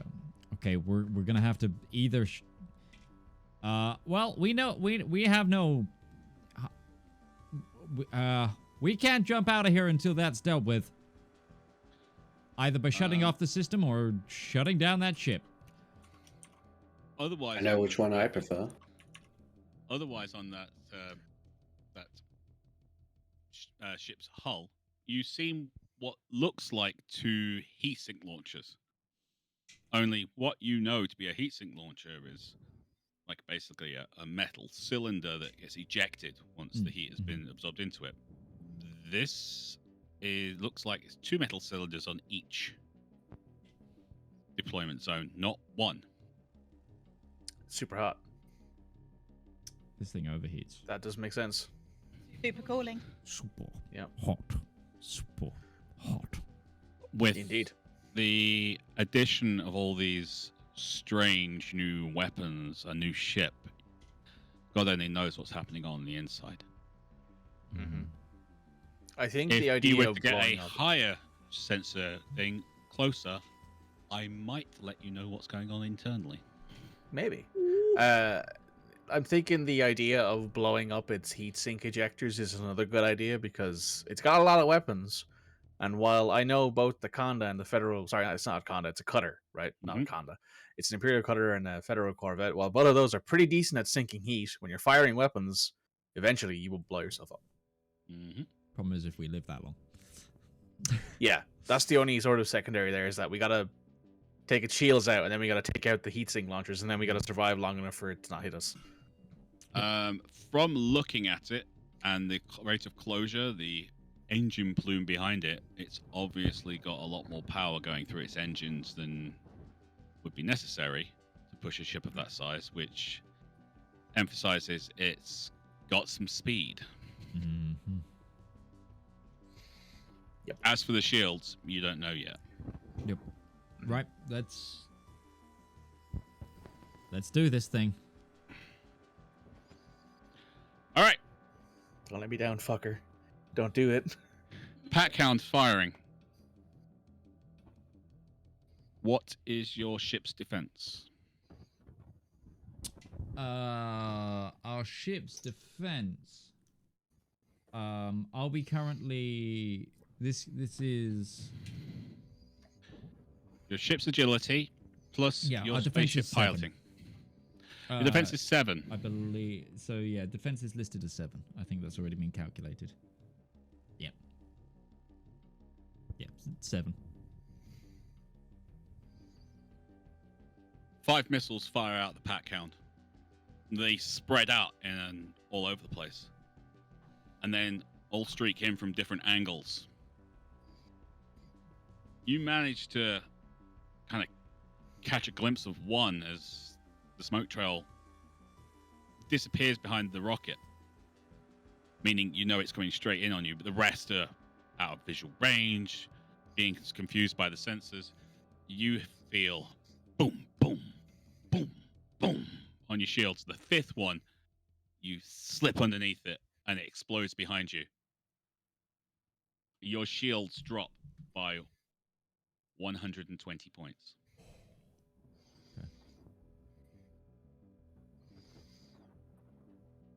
All right. This is not good. Mm-hmm. Okay. I have a feeling that calling Express back up here would be a good idea, because having a second ship against this thing would be better than Maybe. Well, anything else. technically, maybe. Express is still with you. Express doesn't Yeah. turn back. Mm-hmm. I think we need that second Conda. I think we need a Conda up here with us. I don't think we can send Express back down right now to exfil, because we need the cannons anyway. And we've Okay. killed a lot of the defense, I assume, because they said they didn't have a big army down there. So Yeah, it's entirely possible. We'll find out. Okay. Yep. Harrison, what are you doing? I'm full of evasive maneuvers. I'm trying to get behind this thing and create a clear shot for the ground cannons. Okay. I'm Are gonna you tell- diving under? Are you going over? Are you going to the side? What are you doing? under and right. I want to go like so. If it's going across, which way is it going? Is it going? It's coming directly at you. Oh, it's going directly at. Yeah, I want to go under and right. You want to go on the right, so you want to go down and then... So I kind of like turn under Yep. right, corkscrew it. You want to corkscrew around it. Mm-hmm. Fine, I can do that. Okay, give me a spaceship piloting roll. Not great. 14. Good enough.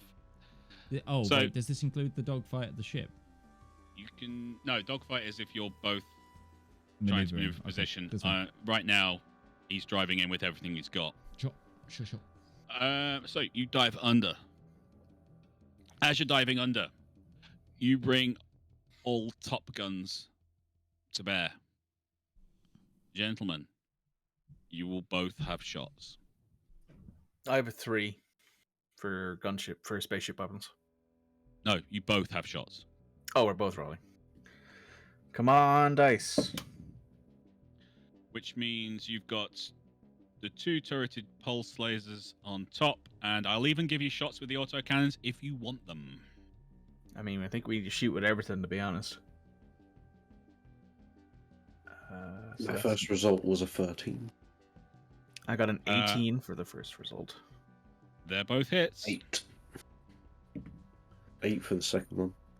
Missed on the second. That's a 14 on the second one. Multi-cannon is... Oh, God, that's a natural one. Ouch. Oh, I got a natural 20 on the last one. My God, very swingy dice tonight. You need to, like, I don't know if you need to switch your dice or not, or you just need to keep rolling it until it stops swinging. Yeah. You do know you've got +2 to hit on all your guns. No. So that would have been a I was adding in mine. You were 30, adding in- 20. I was adding wasn't. in my results. I wasn't. So dirty 20, then 16 and Not 20 anyway. Yeah, all of our ship So guns have a 25. +2 to hit on them. Ah. All right, so turreted pulse lasers. You both hit with all of them? Mhm. And the autocannons, Utari, you missed with 1. All right. So that's 100.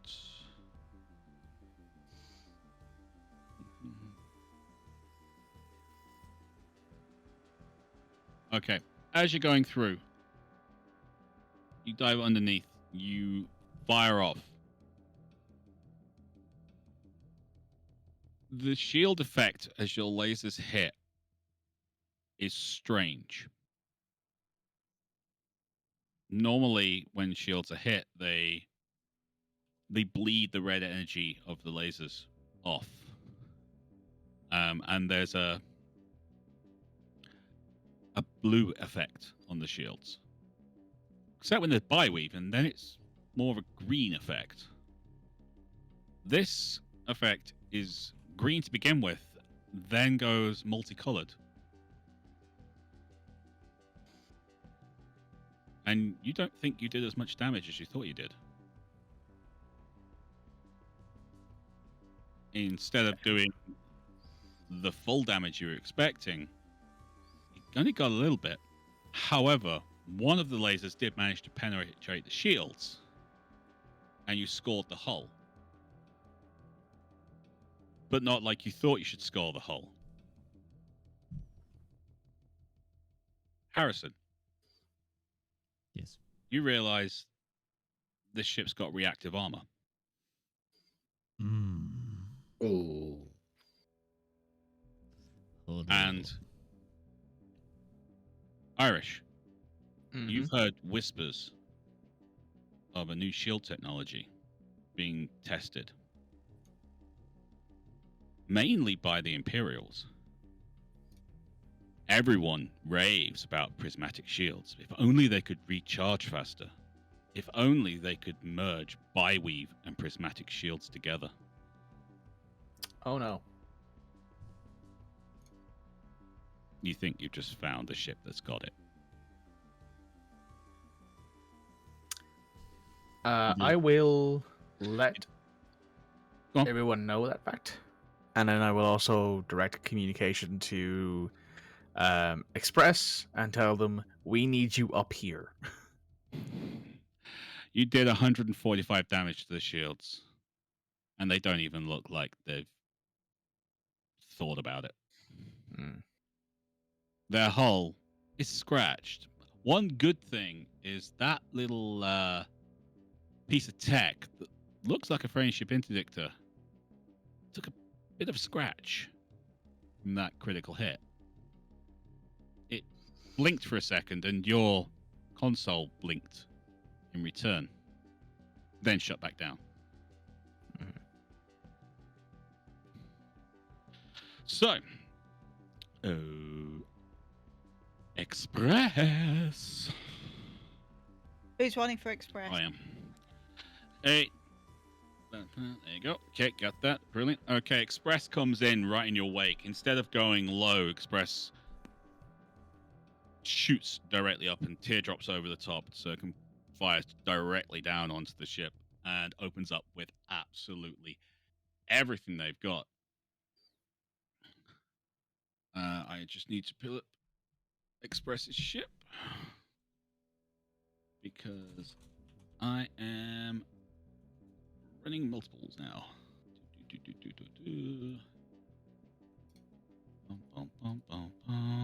Vehicle sheet space.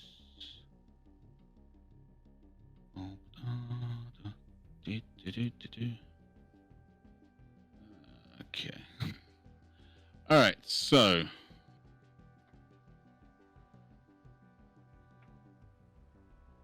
That's 2 hits. And that is another 70 damage, but it's only 2 hits. So that goes to... Maths is hard. Maths are difficult. carry the 3.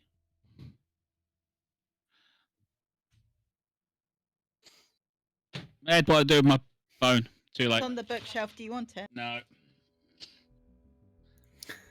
Aren't you on a computer? I'm cheating. You literally have. I have so many freaking things open right now. Welcome to my world, Rival. This is where like we pan to a picture of Midge's setup with 17 screens, and to Rival setup with his 25 screens. 25 screens. You've seen my setup. It's not got 25 screens. It should though. Yes, 24. Yeah. Sorry, I forgot to carry the one.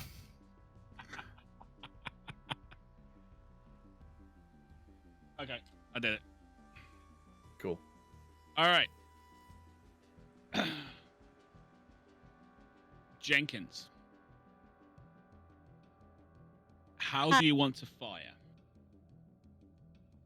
What are my options? You have fire in sync, where you fire 4 distinct bolts. You can fire dual bolts, or you can fire quad bolts. You fire 4 distinct bolts, you will get a major aim bonus. If you fire dual bolts, you will get no aim bonus. If you fire quad bolts, you will get a small negative aim modifier. However, if you fire the 4 distinct bolts, they hit with less impact. If you fire duels, they will hit, but you'll just get the base damage. And if you fire with the quad bolts and you hit, you are guaranteed to do damage.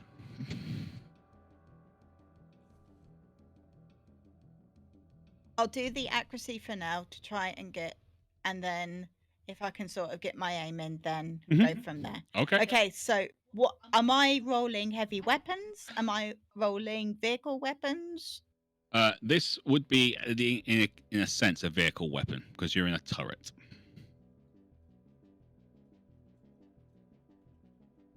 And I'm rolling 4 times. You are rolling 4 times. And you will give yourself a +3 to each roll. That's what I've got for vehicle weapon. Mm-hmm.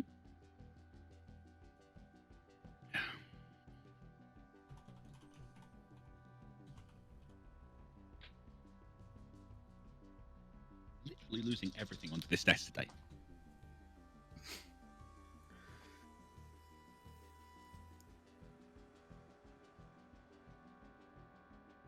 So 9, 10, and dirty 20.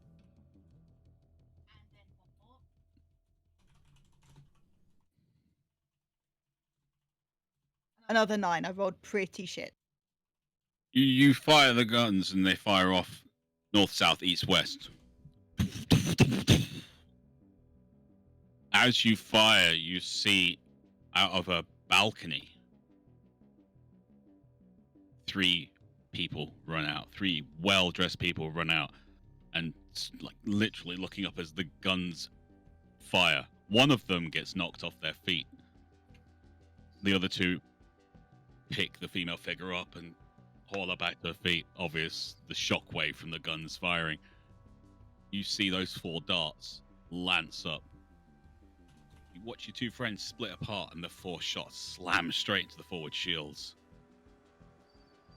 of this behemoth of a ship. It staggers in space, almost like the shots actually stopped it. Harrison, you see from your position, the ship actually does stop. For a split second, its engine's burning. And then it starts pushing forward again. Everybody else, you see the same thing, but as Harrison's concentrating on flying, you watch the energy bleed into the shields, and the front shield bubble seems to compress and then push back out. And that same weird green hue dissolves into a multicolored spectrum as the shields try to maintain their focus. There's a reason this ship requires so much power, because this is it has to be able to take a load. Okay. Jesus. We're in for a bumpy one, friends. This one's A going to be little tight. bit. It'll be fine. We're made of unexplodium, right? Right. He says. Apparently, according to what I've designed this ship, it's 1/3 unexplodium. Yeah. But I'm happy to say, although the other third is also unexplodium, 1/3 is completely explodes all the timium. Explodes all the tinium. Okay. Now you've had the introduction. Now we start playing fair.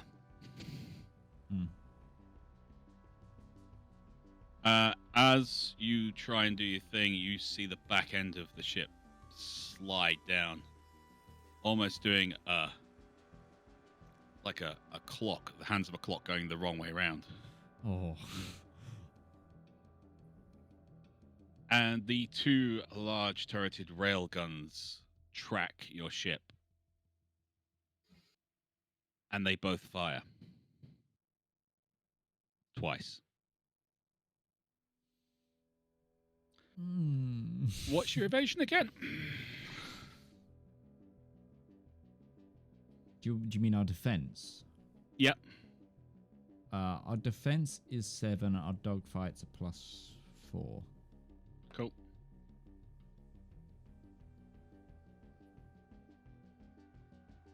Wait. The bio-rail large turreted railguns fire. You see one shot go high, one shot go low, and the other two slam into your shields.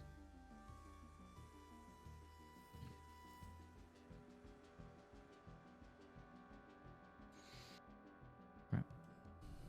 Taking another 70 points off your shields. Okay.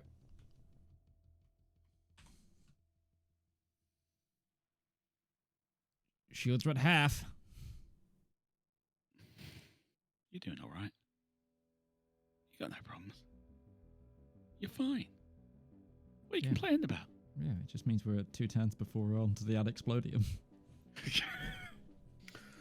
Okay. Given the fact they did that maneuver, you two still have clear shots for the pair of you.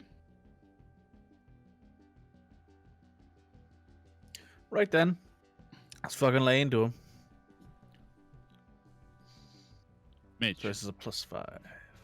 your next turn, which will be after the boys, you need to roll a space piloting check. Okay. Your roll will determine what happens from the ship next. Okay. Okay, boys. So I got a 21 for the first roll. Yep. Then I got an 18 for the second roll. Okay. And I got a 12 for my third roll. Yep. Okay. I got 6 for my first, Right. 21 for my second laser, Nice. and for the autocannon I got 17. Okay. Okay, so Not terrible. Not great, not terrible. okay, so yeah, your shots once again slam in. You definitely notice after the hits from the planetary base cannon that this hurt. This hurt a lot. In fact, with your combined damage, you get a distinct impression, the pair of you at the same time, that shield bubble shrinking. It's not... The lasers aren't hitting as far away from the hull as they did the first time. Something's changed. Nice.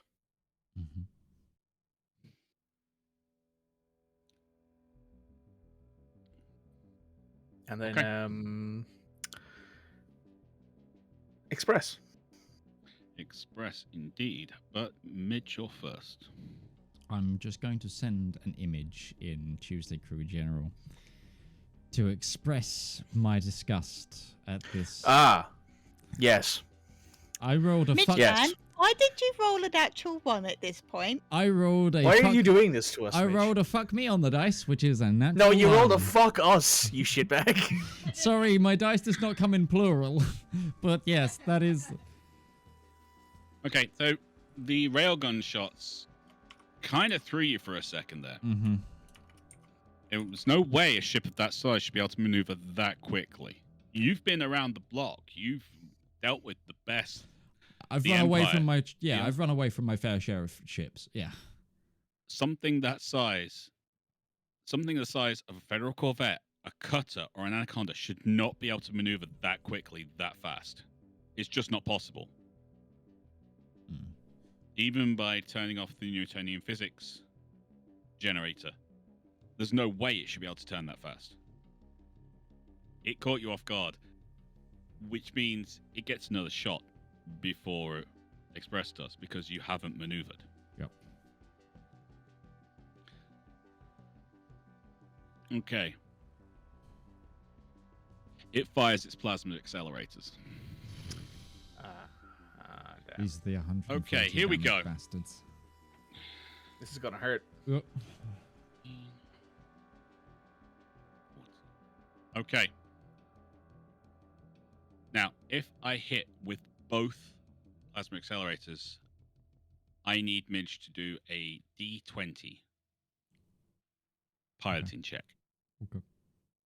And I just did. Okay. Don't roll a fuck us again, Midge. That's a 16. Okay. It's almost like the plasma accelerators slam into the shields, and it's just like, I've got to get a grip. You get no system damage or anything like that. The shields strain against the hit, but you manage to miss the majority, and your shields just go down by another 160. Pain. Jesus. Okay, shields down to 80. Express, seeing this, realizes this ship has left its rear arc open. It's literally, as Express was coming down, it's done this weird maneuver where it's flipped its backside round to point it back down, point its nose back down at you, and left itself exposed. Express fires and gets a crit on the second shot. Let's go. Let's go. Okay, so with Express doing that, that is, it hit twice. I crit for this. What am I going to do? The crit is it lances straight through the shield and slams into the starboard engine. You're not entirely sure what's happened, but while you're maneuvering away, it's been tracking its nose across you. It slows, and like it's losing momentum to with its turn. Which means we now have to take...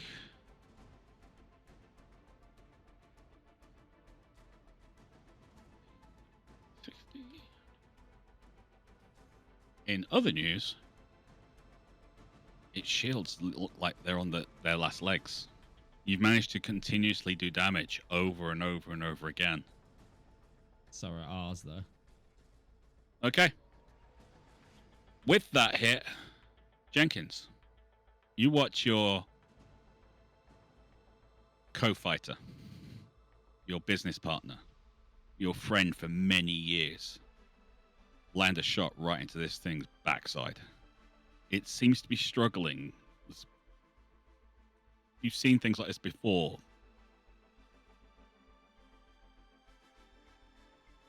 What do you do? Okay, firstly, do I have the 3 rich people taken off yet? They realized they couldn't see much, but they saw 4 impacts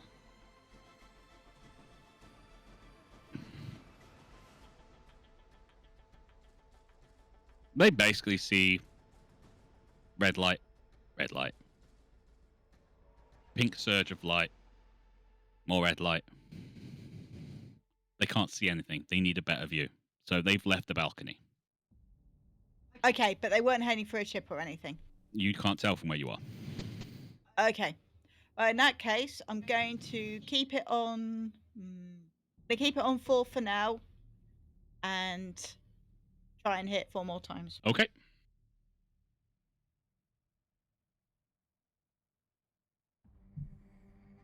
Okay, so 1 is a 17, Yep. 1 is a 13, Yep. 1 is a 24. Is that a natural? No, it's a natural 18. Okay. But I've got big bonuses. And that was a natural 17 for a 20. Once again, you hear the those light columns just lance up. You're not entirely sure what this thing's firing. You just know it's firing something very powerful. And once again, but this time, because of the ship's maneuver to keep Harrison and the Anaconda in this thing, you have an even bigger target. Not the nose this time. Now you've got the entire underside of the ship. And you watch as all 4 smash into the shields. Well, you say that. You see the first 3 smash into the shields. Then everyone else witnesses the shields collapse, and the 4th one rams straight home into the belly of the ship. Something explodes. But it looks like it's on the surface. Congratulations, people. You brought the shields down. Nice. Okay, as my free action, now I've seen the shields go down. Jenkins to Smith, go for the interdictor. Get yourselves out of here.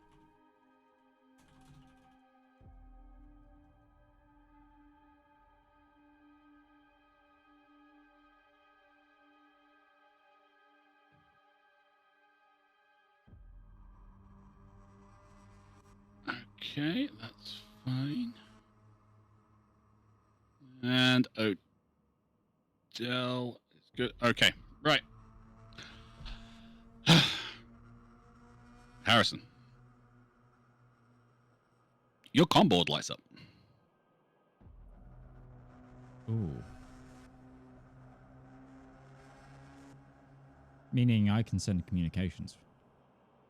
Meaning you can send communications, but also someone's trying to talk to you. Okay. I press the button. Let's find out who's trying to speak. This is a message for Mr. Harrison. Sorry, I'm not used to using this. I normally have other people do it for me. This is Princess Ashlyn Duval. We understand you are engaged with a experimental ship. Help is on the way. Thank you. I reply, that is fantastic news, and thank you for reaching out personally, Princess. Your Majesty, Highness, I thank you. It's Your Highness. Sorry, but we may have been listening into your communications. Totally fine. Totally fine. I'm gonna get back to the dogfight. Thank you.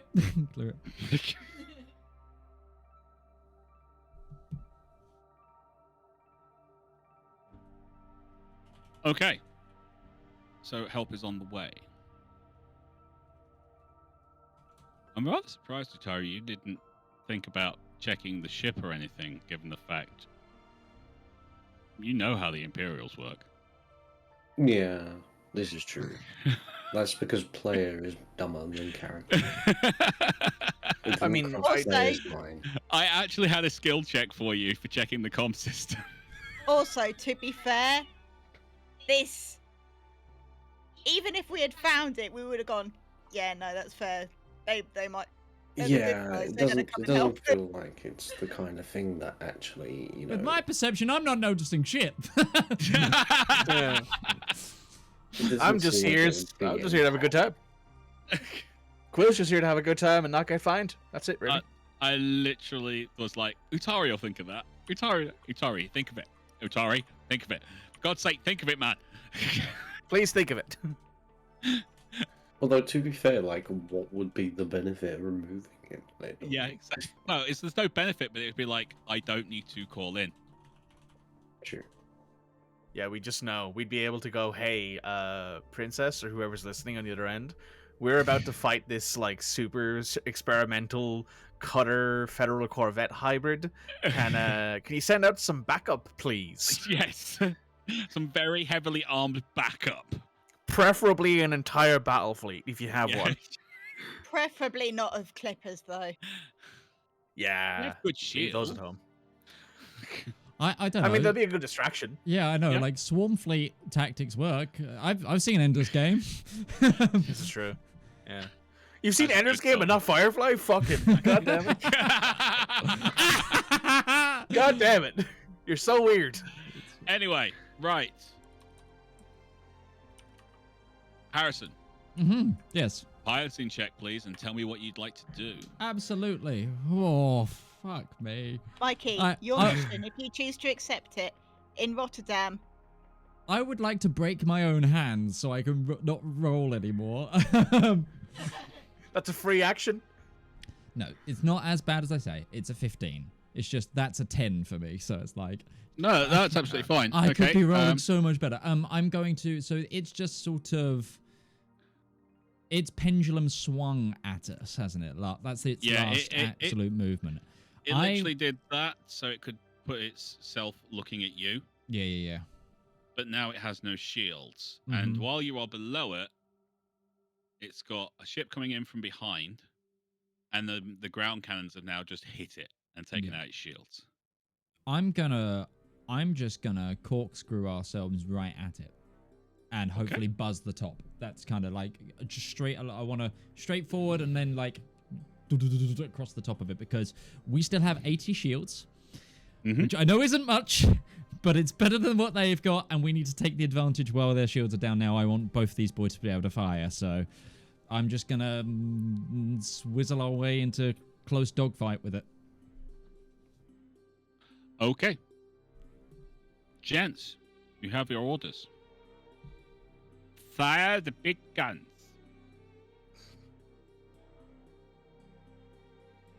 I will say this. You are literally launching your nose at this thing now, so all weapons are as they bear. Which includes your 2 autocannons and all 3 turreted pulse lasers. That's 5 rolls per person. Yeah, I'm just gonna say over the comms to the guys. Okay, boys, advantages now. Let's do or die, and hopefully not die. That's you as well, Utari. 5 rolls.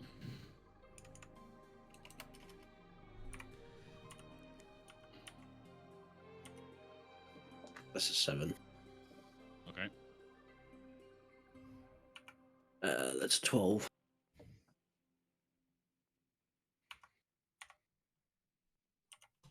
That is a 13.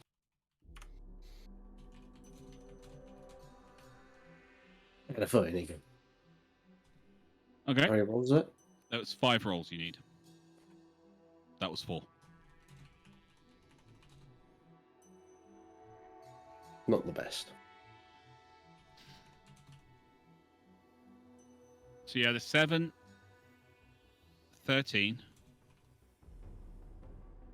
No, I had 7, 12, 13, 13. And what's the last one? Oh, I haven't done the last one. That was only 4 then.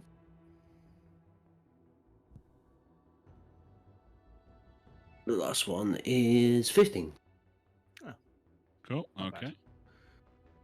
So mine were, when you're prepared, a 7. Yep. A 23. Cool. A 19.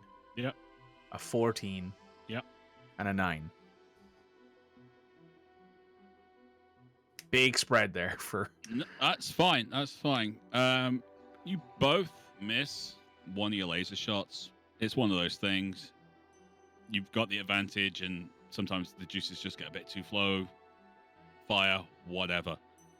You see every other shot lance into the top hull of the ship and pepper it. Pieces of armor start boiling and melting and pulling away. You don't think you've done a lot of damage from the quick look, but you've definitely done some damage. You see some small, like, secondary explosions. Nothing really. It's like decompression, that kind of thing.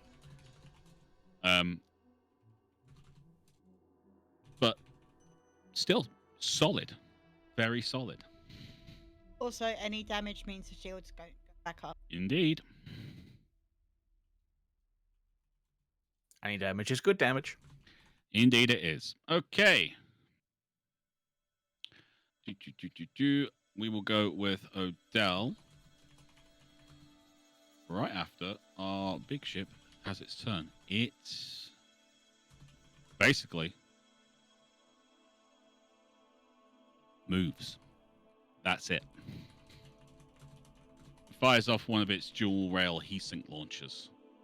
And for a split second, it's right in front of you on the sensors, and then it disappears, and your targeting computers lose it.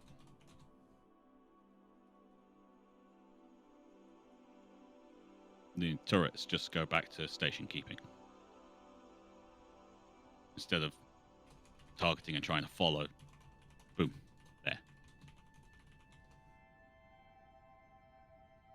And the back end lights up with what you all know to be a boost as it thunders away from you,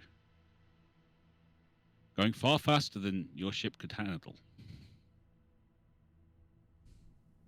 You estimate it might have just broke 500 meters per second. But it doesn't stop Odell, who, let's face it, even with gimbaled weapons, isn't going to miss a target that hard. Not at this range. Come on.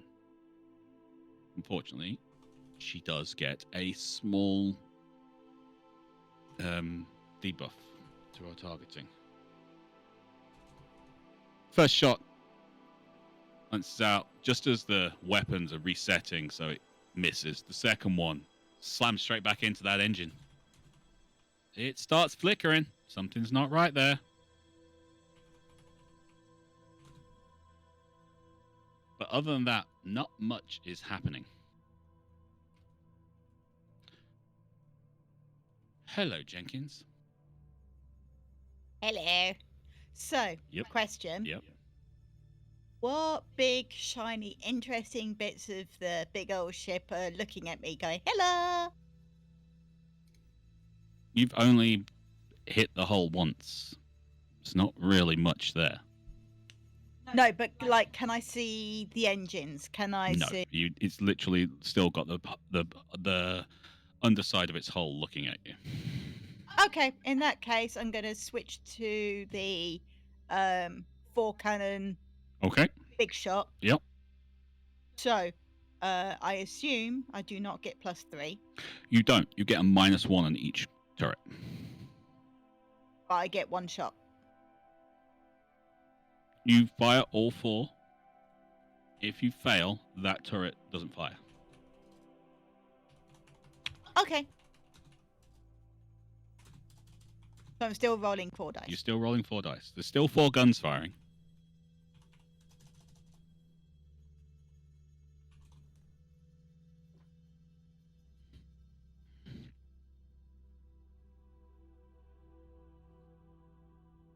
Okay, so Mm-hmm. +3 -1. So 21, Okay. 13, Yep. 12, Yep. natural 1. Sorry? Natural. A natural one. Okay. You link all the guns together. You wait for everything to cycle. You pull the trigger. Gun 4 comes back as error in firing system. The other 3. You're so glad you're inside a building, honestly, because the thunderous roar of 3 guns all firing at the same time. The room shudders. Guys, you're looking at what's the top side of the ship, and you just see what looks like a sunrise on the other side of the ship as 3 shots strike into it. The whole ship moves closer to you and then keeps pushing away.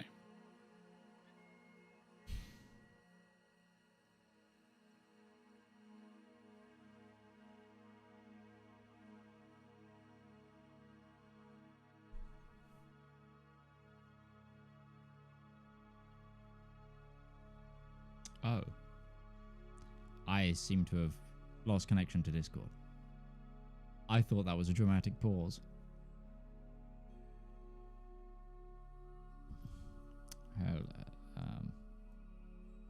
Discord has full on frozen. Ladies and gentlemen, we have a small... Odell then comes up. Oh, there we go. He's back. He's back. There we He's go. back. There we go. Still, Ooh. You are so why have slow. the cameras swap? Why did the cameras swap? Why did the cameras swap? Oh yeah, Red's in charge now. Red, you're in charge. Why did there's no reason that the cameras should have swapped. There's no reason that the cameras should have swapped. Why have the cameras... Oh, for Christ's sake. Give me a moment. Why are you moving so slow on Discord? I was going to say, fully... Midge is in slow motion. Oh, am I still? He's not you for guys, me. you No, guys he's not just for me. all sped up and caught up for a moment there. Basically, Discord fully froze for a good 3 minutes. That was interesting fun. And now Red and Rival have switched orders. So, Red, it's your stream. Tell us how we kill the ship quickly before it's...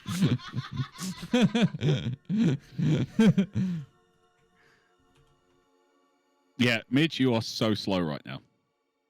Okay. Midge is fine on my end for some fucking reason. This is weird. On mine, he's like...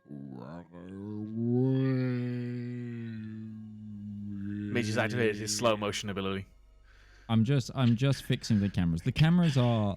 Can you hear me fine? Yeah, you're Cool. fine. Yep, Well, it's we're just a back. bit- What we paused at as well. I didn't realize it was a pause either, because it was like perfectly between a sentence, and I was like, oh, good dramatic pause in my brain, and I was like, Okay, he's really he's still going. Yeah, exactly. It's like, okay, he's rubbing it in now. Looked up and you were all frozen. I was like, I have disconnected. Really leaning into that dramatic pause, and Midge So is like, the last this is a thing I bit much think the even for me. stream heard was the ship getting nudged by explosion. Yeah, Oh, basically, you get Odell over the radio, who's this bottom of the ship is scorched. If you can shoot it underneath, do it. And I will tell you, if you can, I will give you bonus damage. Ooh.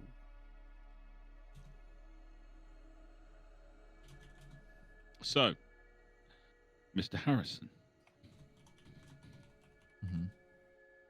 what do you want to do?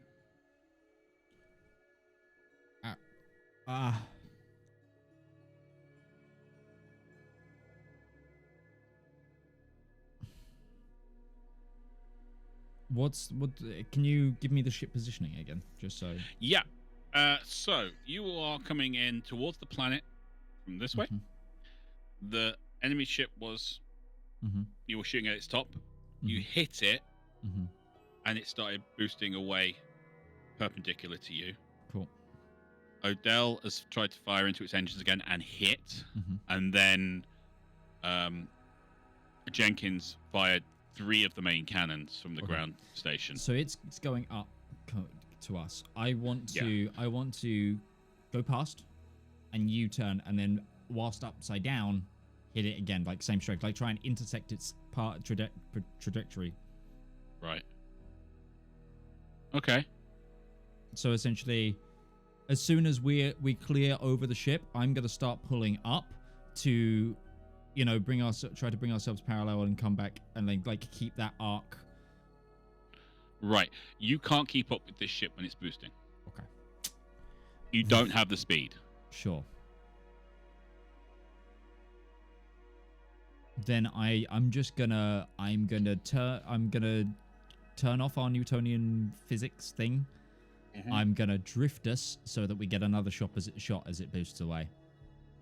Okay, so you can hit with all the weapons again. Go for all the marbles. Okay.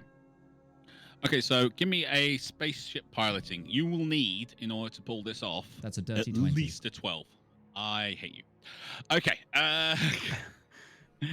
All right. So the one time we needed him to do it, he pulled it out. You point to it. You slide the back end round. You pull all the weapons on the target. Utari seems to have disappeared. So I can roll all the dice. You roll all the dice then, buddy. We need 6 rolls. Sorry, 10 rolls, right? 10 rolls because all weapons are now facing at this ship. Let me just write these down just so I don't forget. That's probably a good idea, actually, because I'll need to calculate them. 20. Oh my god, no way. Okay, that's a bit better. Discord, could you, like, not do Midge's slow-mo, please? Okay, what you need to do is right-click on Midge's face. Right, click on Midge's face. Click Disable Video. Click Disable Video. And then do the same again. Click Disable Video, and he should go back to Okay, he's normal. back to normal now, thank God. Damn it! I was doing my best Baywatch. No, your best Baywatch is when you do that. That's what I was doing. He was running in slow point. motion. I did do the point. Yeah, hang on. 2, 4, 6, 8, 9. Last roll. We appreciate. Okay. Right, Rival, you ready? Yeah. So my first 2 rolls are a 24. Is that correct? No, those are 19s. Okay, cool. So you And got then 24. 24, 24. Yep. 9. Okay. 21. Yep. 18. Yep. Natural 20. Yeah. 20. Yep. Dirty 20. Yep. 12, 21, 15. So you hit with all of them and you got a crit on one. Yeah. Huck, Well, one of them I rolled a 9. I'm surprised I hit with that one. No, you hit with everything. Oh, wow. Which weapon was the crit with? So assuming we're going in order, so lasers. So do you want to do all 6 lasers and then the 4 autocannons, or is it? You do it however you want. If you want to get the crit with a laser, you get the crit with a laser. If you want it with an autocannon, you can have it with an autocannon. I'll say it's an autocannon because we're firing at the hull. At the hull. Okay, fair Yeah. enough. No problems. All right then. In which case, so we go.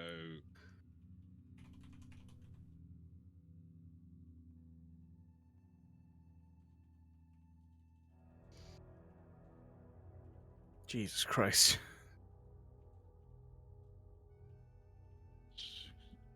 The silver dragon dice is it's doing work.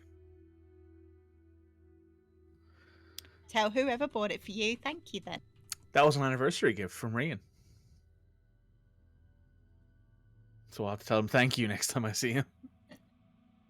I'll send him a short of this and just be like, here, listen, you did this. Congrats. Okay.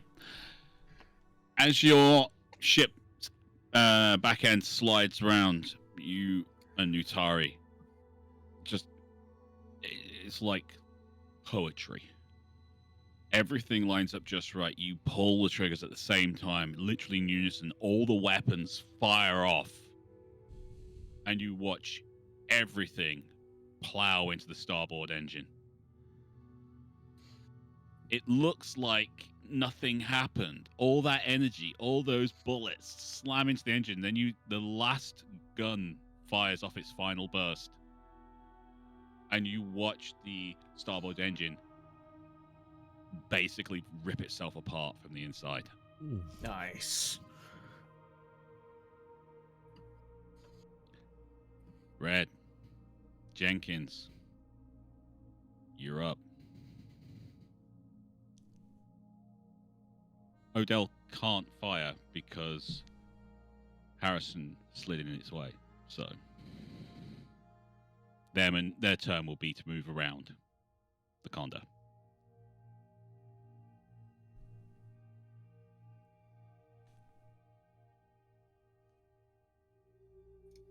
Express, am I killing this?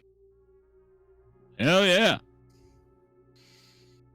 As you're prepping to fire, you hear, Mayday, Mayday, this is Nemesis. We need help. Send reinforcements. Launch everything.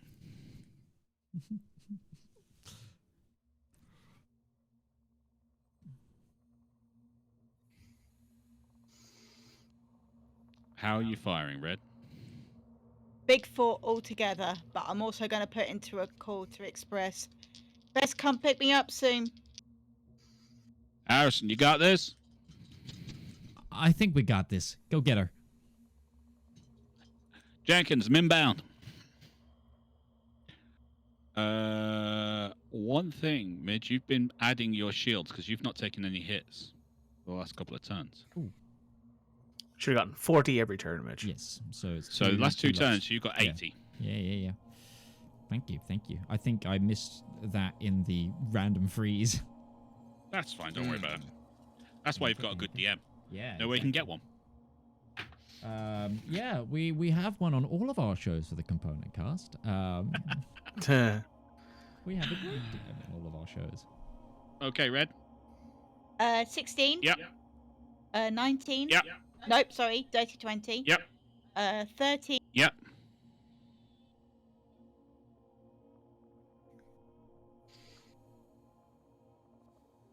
$22. Okay. Oh boy. You reset the guns after the failure last time. You line up the shot. You can see the back end ablaze, but it's not the blue fire of an engine that's off the right-hand side. It's red. It's angry. You can see through the enhanced scope pieces flying out the engine housing. Flames that are coming out of where the engine connects to the chimera of a hull. You lock your targets. You pull the trigger, hoping that you hear something like the last time you pulled the trigger. It's even worse. A light fixture falls from the ceiling after the pull of the trigger as the shock wave doesn't make the room shudder, it makes it shake. And as you look up, you see the 4 points converging.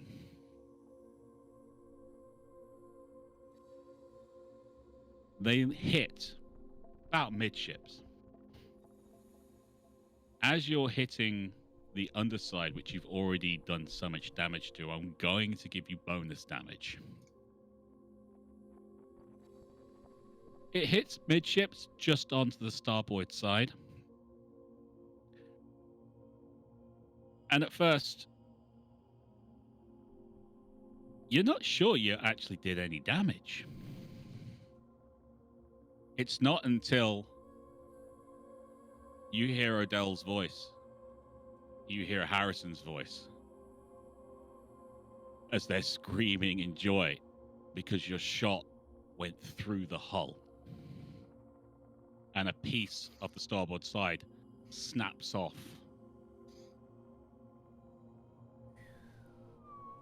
Oh. Damn. React to this reactive armor. Way to ruin a great moment, Harrison.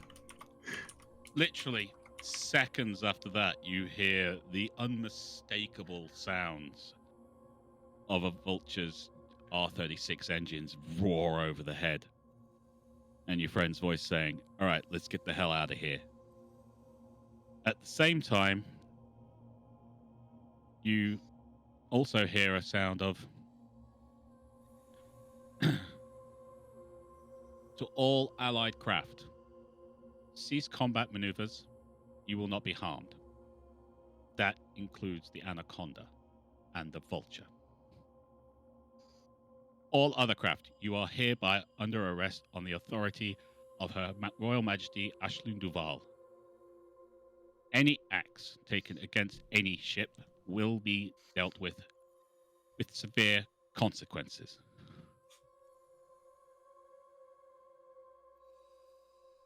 Fight's over.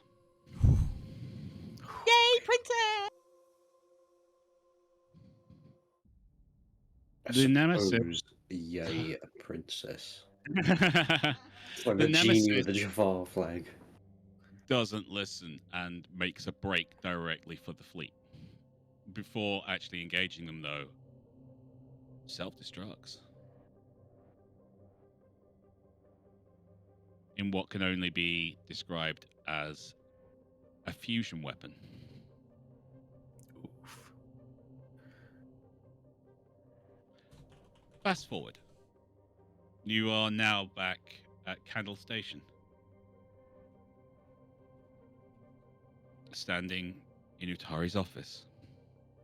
All of you, together.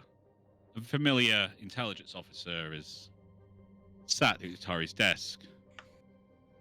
You sure took your time getting back. But anyway. We simply wanted to do a thorough job of it. The job ended a week ago. But... I had a date to go on. Quite. Anyway. A message for you. My friends, says the newly formed hologram. I assume I'm allowed to call you that. You have done the bubble a great service. One, I am afraid I cannot formally congratulate you for. But, there are certain trade unions which have been instructed to use your facilities for ports of call, trade, and some more unsavory items, Mr. Harrison. Ms. Jenkins, Miss O'Dell, thank you. I would prefer if you were on the Empire's side, but I understand why you're not. You may wish to stop by Hatchet Station in the next couple of days. There may be some interesting contracts for you. And to the newly reappointed RivalZone. While I do not agree with the way you made your reputation, there are certain people I have affection for, have served me well in the past, and, well, Rival has told me I have been a bit overzealous with you. He may even actually do the job I want him to do now. I doubt it. I may need to avail myself of your services again. The Shadowrunners are not a myth. They are real. And it seems one of my admirals has an axe to grind. I may need you to find them before she does. But until next time, good fortune. And we are done.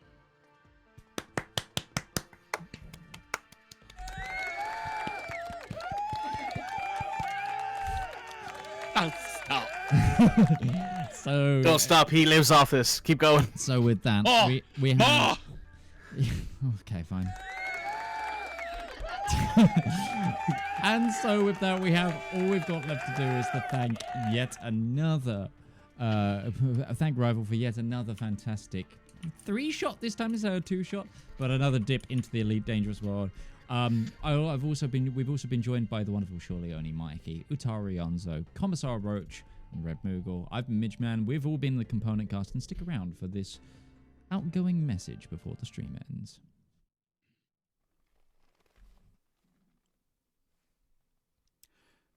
This is Sheriff Lukacs to Alameda.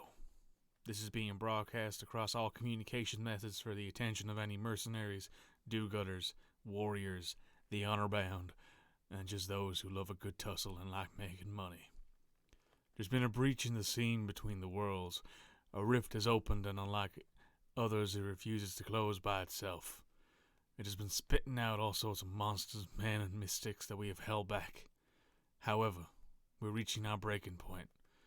We believe it would close, that eventually whatever the portal leads to would stop sending things through. We have been proven very wrong. The things coming through have not slowed, and we've begun to see cracks forming in our defenses. If you are capable, willing, and ready, come to Alameda. This message will now repeat.